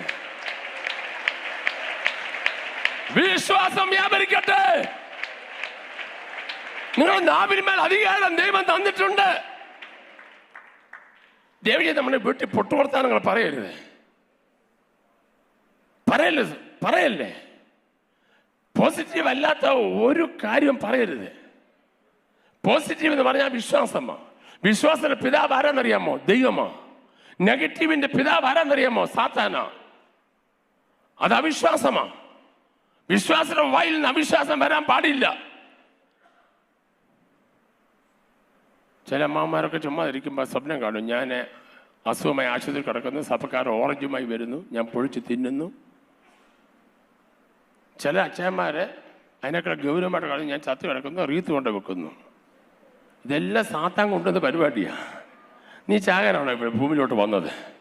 നീ ആശുപത്രി കിടക്കാനോ ഇങ്ങോട്ട് വന്നിരിക്കുന്നത്? പിശാച് എന്ന് പറയണം. യേശുവിന്റെ നാമത്തിൽ പറയാൻ അധികാരമുള്ള ഇതിനകത്തിരിപ്പുണ്ട്, അവർ മാത്രം പറഞ്ഞാൽ മതി. ദൈവം നിനക്ക് തന്ന ആയുസ് പൂർത്തീകരിക്കാൻ ദൈവം നിന്നെ എടുക്കത്തില്ല. ആന്റി അങ്കിളെ, ദൈവം നിന്നെ എടുക്കത്തില്ല. രക്തം ജയം. ശക്തിയോടെ കൈയടിച്ച് ഉറക്കൊരു സ്വതന്ത്രം എന്ന് പറഞ്ഞ ഇന്ന് പോകാലം വിശ്വാസം ഒന്ന് വ്യാപരിക്കട്ടെ. അവിശ്വാസത്തിന്റെ ഘട്ടം അഴിയട്ടെ. ദൈവ ശക്തി ഒന്ന് വ്യാപരിക്കട്ടെ. റബല റൗഡ ജല ജല റബ റബ റബ റബ റബ റബ.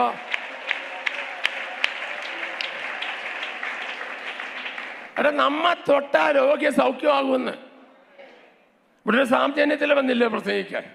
പുള്ളി ദുബായിൽ നിന്ന് ഞങ്ങളുടെ സഭയെ വന്നു, വീണ് കാലിൽ രണ്ട് ഒടിഞ്ഞ് 2 ക്രച്ചസുമായിട്ടാണ് സഭായോഗത്തിന് വന്നത്. ആരാധനയ്ക്ക് മുമ്പോട്ട് വന്ന് സാക്ഷി വരാൻ വിളിച്ചിട്ട് 2 പടിയും പട്ടിങ്ങനെ വന്ന് നിന്ന് പറയാൻ തുടങ്ങി. പറഞ്ഞുകൊണ്ടിരിക്കുമ്പോൾ പശുവമ്മനെ പറയുന്നു, ഞാൻ അവനെ തൊട്ട് പ്രാർത്ഥിക്കാൻ പറഞ്ഞു. ഞാൻ തൊട്ട് പ്രാർത്ഥിച്ചു. അദ്ദേഹം വടിയോട് കൂടെ നടന്നങ്ങോട്ട് പോയി. നടുഭാഗത്തായപ്പോൾ വടിയിട്ട ഒറ്റ ഓട്ടം ഇങ്ങോട്ട് തിരിച്ച്. അപ്പം എനിക്കൊന്നും മനസ്സിലായി. ഞാൻ പ്രാർത്ഥിച്ചപ്പെട്ടെങ്കിലും വേറെ കാര്യത്തിൽ ശ്രദ്ധിച്ചിരിക്കുക. ഞാൻ നോക്കിയപ്പോൾ അദ്ദേഹം തിരിച്ചു. ഞാൻ എന്താ പറയാനാണ് വരുന്നത്? പാസേ പറയാല്ലേ എന്നെ ദൈവം സൗഖ്യമാക്കിയെന്ന്. കൈവച്ച സ്വതം പറഞ്ഞാട്ടെ. ഇങ്ങനെയുള്ള അത്ഭുതങ്ങൾ ഈ സഭയ്ക്കകത്ത് ദൈവം നടക്കാൻ പോകുകയാണ്. ഈ പ്രാർത്ഥന കഴിയുമ്പോൾ അത്ഭുതങ്ങളുടെ പരമ്പരകൾ ഇവിടെ ദൈവം ചെയ്യാൻ പോകുകയാണെന്ന് നിങ്ങൾ വിശ്വസിച്ചാലുമില്ലെങ്കിലും ബാംഗ്ലൂർ പട്ടണം ദൈവം നമ്മുടെ കൈ തന്നിരിക്കുകയാണ്. ഉറക്കെ സ്തോത്രം പറ. കൈ അടിച്ച് സ്തോത്രം പറ. ദൈവം നമുക്ക് അനുകൂലമെങ്കിൽ പ്രതികൂലം ആരുമില്ല. വിശ്വാസം വ്യാപരിക്കട്ടെ. അവിശ്വാസം പുറത്തു പോകട്ടെ. അവിശ്വാസത്തിന് ക്യാൻസർ പുറത്തു പോകട്ടെ.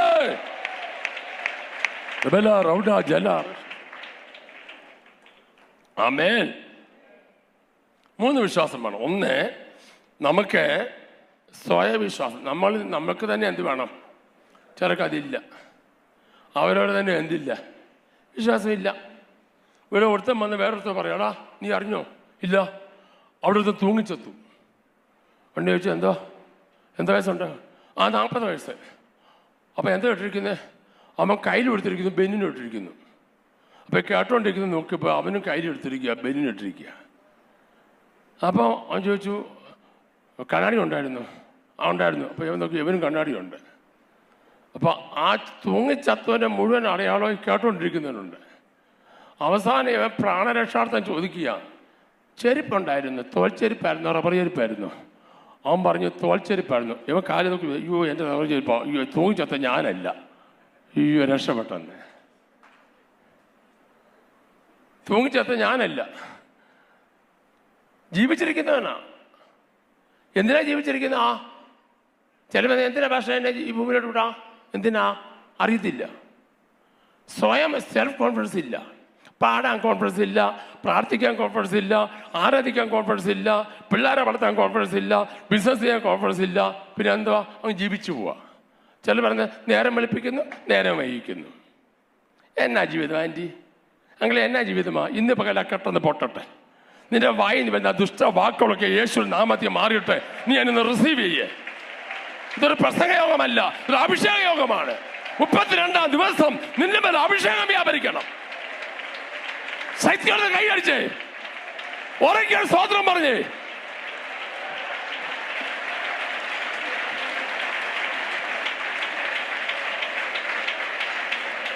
ആമേൻ. ചില മുഖത്തൊക്കെ നല്ല ചിരി വന്നിട്ടുണ്ട്. എനിക്ക് കാണുമ്പോൾ അറിയാം. ഞാൻ വന്നപ്പോൾ ഇവിടെ നിന്നുമ്പോൾ നോക്കുമ്പോൾ ഉള്ള മുഖമല്ല, ഫേസ് കട്ടൊക്കെ മാറി മാറി വരുന്നുണ്ട്. ഇതിൻ്റെ റിസൾട്ട് ഇവിടെ ഉണ്ടാകണം. ഞാൻ മന്നാട് ചോദിക്കും, അല്ലെങ്കിൽ ഇവിടുത്തെ ഭാഷമാർ ഞാൻ ചോദിക്കും, ജെക്കോട് ചോദിക്കും, ചേഞ്ച് ആയോ എന്ന്. എനിക്ക് ചേഞ്ച് ആകണം. നമ്മൾ എവിടെയെങ്കിലും പോയ ചേഞ്ച് ആയോ ഒക്കത്തുള്ളല്ലോ. അല്ലെ വെറുതെ ഒരു ദിവസം മെനക്കെട്ടിട്ട് വല്ല കാര്യമുണ്ടോ? നിങ്ങൾ തന്നെ ചേഞ്ച് ആക്കേണ്ട, ദൈവം ചേഞ്ച് ആക്കിക്കോളും. ആമേൻ. നിന്റെ കുടുംബത്തിന് ഷേപ്പ് ദൈവം മാറ്റും കേട്ടോ. വല്ല മനസ്സിലായി? നിന്റെ കുടുംബത്തിന് ഷേപ്പ് ദൈവം മാറ്റും. നിന്റെ ശരീരത്തിന്റെ അവയവങ്ങളെ ദൈവം കൃപ തരും. നിന്റെ കിഡ്നിയെ അവൻ ശുദ്ധീകരിക്കും. ഓ, നീ വാഗണ്ട വിശ്വാസത്തിന്റെ വാക്ക് പറഞ്ഞാൽ ദൈവം അതിന്മേൽ മാനിക്കും, ദൈവം അതിനെ അനുഗ്രഹിക്കും.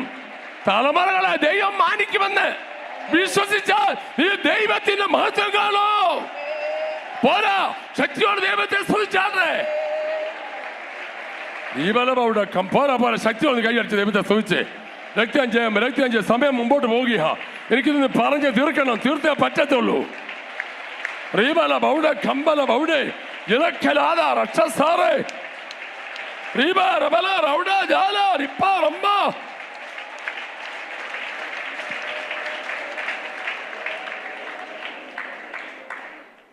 ആരെല്ലാം അവിശ്വാസത്തിന്റെ വാക്ക് പറയുകയാണെങ്കിൽ നിങ്ങളെ വീട്ടിൽ ആരെല്ലാം പറഞ്ഞാൽ പറഞ്ഞോണം, യേശുവിന്റെ നാമത്തിൽ ശാസിക്കുന്നത് പറഞ്ഞോണം. എന്തെങ്കിലും കുഴപ്പം വന്നാൽ ഞാൻ ഏറ്റു, എന്നെ വിളിച്ച് പറഞ്ഞാൽ മതി. ഭർത്താവ് പറഞ്ഞാൽ ഭാര്യ പറഞ്ഞു, ഭാര്യ പറഞ്ഞാൽ ഭർത്താവ് പറഞ്ഞു. വീട്ടിൽ ഒരു കാരണവശാലും നടക്കത്തില്ലെന്ന വാക്ക് പറയാൻ പാടില്ല. യെസ്. ഇന്നോട്ട് നിങ്ങൾ നോക്കി, ഒരു പാസ്റ്ററിനെ വിട്ട് വരണ്ട. നിങ്ങളുടെ കെട്ടുക തന്നെ താൻ പൊട്ടുവന്ന് തീയെങ്കിലും മെഴുകുരുന്ന പോലെ, വെയിലുറക്കുമ്പോൾ മഞ്ഞ് ഉരുകി മാറുന്ന പോലെ ഇന്ന് പോലെ യേശുവിന്റെ നാമത്തിൽ കെട്ടുകർത്താൻ പൊട്ടിച്ച് മാറ്റുകയാണ്. രക്തം ജയമെടുക്കട്ടെ. Receive the power of the Holy Spirit. പരിശുദ്ധമായ ശക്തി ഇന്ന് പലക്കാലം ഏറ്റെടുക്കേ. അത് വ്യാപരിക്കട്ടെ, വ്യാപരിക്കട്ടെ.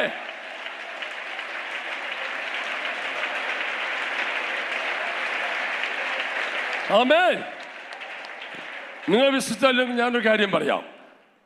ഡോക്ടർമാർ പറയുന്നതല്ല അവസാന വാക്ക്, വക്കീല് പറയുന്നതല്ല അവസാന വാക്ക്, ജഡ്ജി പറയുന്നതുമല്ല. എന്റെ ദൈവം പറയുന്നതാണ് ലാസ്റ്റ് വാക്ക്. ആ ദൈവം നിനക്ക് വേണ്ടി ഇന്ന് പകൽ ഇറങ്ങി വന്ന് പ്രവർത്തിക്കുമെന്നാ പറഞ്ഞേ. എന്റെ അനുഭവമൊക്കെ പറയാൻ ഇന്ന് സമയമില്ലാത്തതുണ്ട് കേട്ടോ. ഇതുമായി ചെന്ന് ഒത്തിരി കാര്യം പറയാണ്ട് ഞാൻ ഇപ്പോൾ അതിന് പോയാൽ ഈ വചനം തീർക്കാൻ പറ്റത്തില്ല. അപ്പോൾ ഒന്നാമതായി നമ്മളിൽ തന്നെ വിശ്വാസം വേണം. 2, യേശുവിലൊരു വിശ്വാസം ഉണ്ടായിരിക്കണം. നമ്മുടെ ബൈബിളിലെ നമ്മുടെ മുഴുവൻ കാര്യം വിശ്വാസത്താലാണ് നടക്കുന്നത്, അല്ലാതെ ഒരു പരിപാടി നമുക്കില്ല. യേശുവിന്റെ രക്തത്താലും വചനത്താലും വിശ്വാസത്താലുമാണ് മുഴുവൻ കാര്യം നടക്കുന്നത്. രക്ഷിക്കപ്പെടുന്നത് എങ്ങനെയാണെന്നറിയാമോ? വിശ്വാസത്തിലാണ്. എന്താ വാക്യം? കർത്താവായ യേശു ക്രിസ്തുവിനെ ഹൃദയം കൊണ്ട് വിശ്വസിക്കുകയും പറഞ്ഞാട്ടെ വായ കൊണ്ട് ഏറ്റുപറയുകയും ചെയ്യുമ്പോൾ രക്ഷിക്കപ്പെടും. അപ്പോൾ രക്ഷ എങ്ങനെയാണ്? ഉറക്കെ പറ, സമയമില്ല, പെട്ടെന്ന് പറഞ്ഞാട്ടെ. നിങ്ങൾ താമസിച്ചാൽ ഞാൻ പിന്നെ അത്രയും കൊണ്ട് താമസിപ്പിക്കേണ്ടി വരും. പറഞ്ഞാട്ടെ. രക്ഷ എങ്ങനെയാ? വിശ്വാസത്താൽ. അടുത്ത സ്നാനമോ? വിശ്വസിക്കുകയും സ്നാനമേൽക്കുകയും ചെയ്യുന്നവൻ രക്ഷിക്കുക. അപ്പൊ സ്നാനം എങ്ങനെയാ? വിശ്വാസത്താൽ. ഒന്ന്. പിന്നെ പരിശുദ്ധാത്മാവോ? എന്നിൽ വിശ്വസിച്ച് ഉള്ളിൽ നിന്ന് തിരുവെടുത്ത് പറയുന്ന പോലെ ജീവജലത്തിന്റെ നദികൾ എന്ത് ചെയ്യും? പറ. അപ്പൊ പരിശുദ്ധമായി കിട്ടുന്നതോ വിശ്വാസത്താൽ. ആമേൻ. അടുത്തത് സഭയോ വിശ്വസിക്കുന്ന കൂട്ടം ഏക ഹൃദയവും ഏക മനസ്സുള്ളവരായിരുന്നു. അപ്പൊ സഭയോ വിശ്വാസത്താൽ. ആമേൻ. അപ്പോൾ പിന്നെ കർത്തൃമേശയോ കർത്താവായ യേശുക്രിസ്തുവിന്റെ മരണത്തെ അടക്കത്തെയും ഉയിപ്പിനെ ഏകോപിക്കുന്ന ആ ശുശ്രൂഷ കർത്താവിൻ്റെ ശരീരമായി, യേശുവിൻ്റെ ശരീരം അപ്പമായും അതുപോലെ തന്നെ രക്തം അഴിഞ്ഞായും നമ്മൾ വിശ്വസിച്ചുകൊണ്ട് അനുഭവിക്കുകയാണ്. അതും വിശ്വാസത്താലാണ്, ഇല്ലേ? ആമേൻ. അടുത്ത രോഗശാന്തിയോ വിശ്വാസത്തോടു കൂടിയ പ്രാർത്ഥന ദീനക്കാരനെ. വാക്യം കേട്ടിട്ടില്ലേ നിങ്ങളെ? എൻ്റെ പൊന്നെ, യാക്കോബിൻ്റെ ലേഖനത്തിലുണ്ടെന്നേ, വെട്ടിപ്പോയെന്ന് വായിച്ചു നോക്കിയാൽ മതിയെന്ന്. നിങ്ങൾ ദീനമായി കിടക്കുന്ന സഭയിലെ മൂപ്പനെ വരുത്തട്ടെ, എണ്ണ പൂശി. അയ്യോ, ഞങ്ങളുടെ ഉപവാസ പ്രാർത്ഥന കഴിഞ്ഞ തലേ ഞായറാഴ്ച ചേർന്ന് 21 ദിവസമായിരുന്നു. 21 ദിവസം പരിശുദ്ധ പറഞ്ഞ് എല്ലാവരെയും എണ്ണ പൂശി പ്രാർത്ഥിക്കാൻ. ആളുകൾ കൂട്ടത്തോടെ വന്ന് എണ്ണ പൂശി പ്രാർത്ഥിച്ച് എന്നെ അനുഗ്രഹം എന്നറിയാമോ? ഒത്തിരി പേർക്ക് വിടുതലുണ്ടായി. എണ്ണ പൂശി പ്രാർത്ഥിക്കണം. ബൈബിളിലുള്ള കാര്യം ചെയ്യുന്നതിന് ഒരു മടിയും കാണിക്കേണ്ട. ആരെങ്കിലും എന്തെങ്കിലും പറഞ്ഞോട്ടെ, നമുക്കൊരു വിഷയമല്ല. നമ്മളെ ഏൽപ്പിച്ച കാര്യം നമ്മൾ ചെയ്യുമ്പോൾ ദൈവം ചെയ്യേണ്ട കാര്യം ദൈവം ചെയ്യും.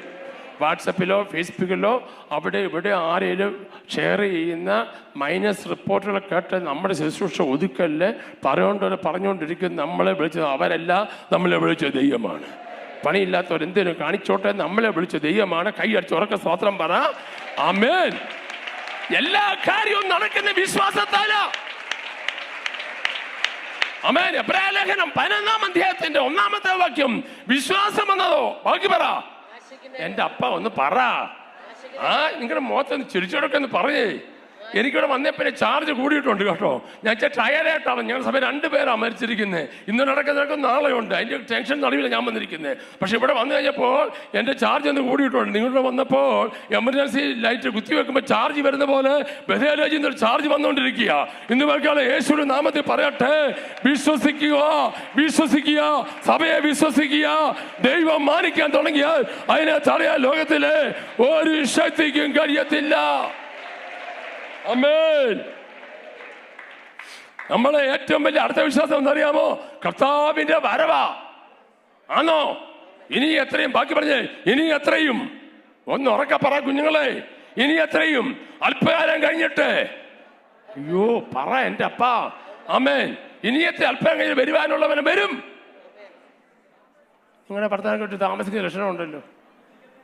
താമസിക്കത്തില്ലെന്ന് അറിഞ്ഞോ? പാകിസ്ഥാനി പരിപാടി മുറുകുക. മോദിയൊക്കെ അണക്കിക്കൊണ്ടിരിക്കുക. അമ്മ അതിനെക്കുറിച്ചൊക്കെ ആദ്യമായിട്ട് അച്ഛൻ സംസാരിക്കും. ഞാനൊന്നും മിണ്ടുന്നില്ല.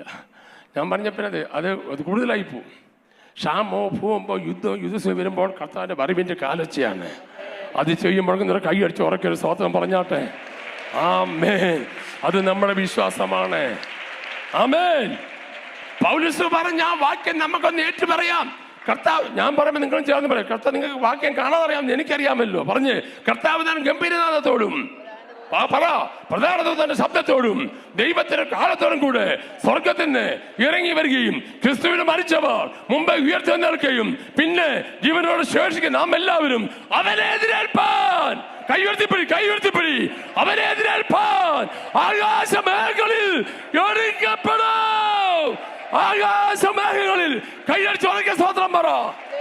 റബല റബ ജല ജല റബ ഓ റബ റബ റബ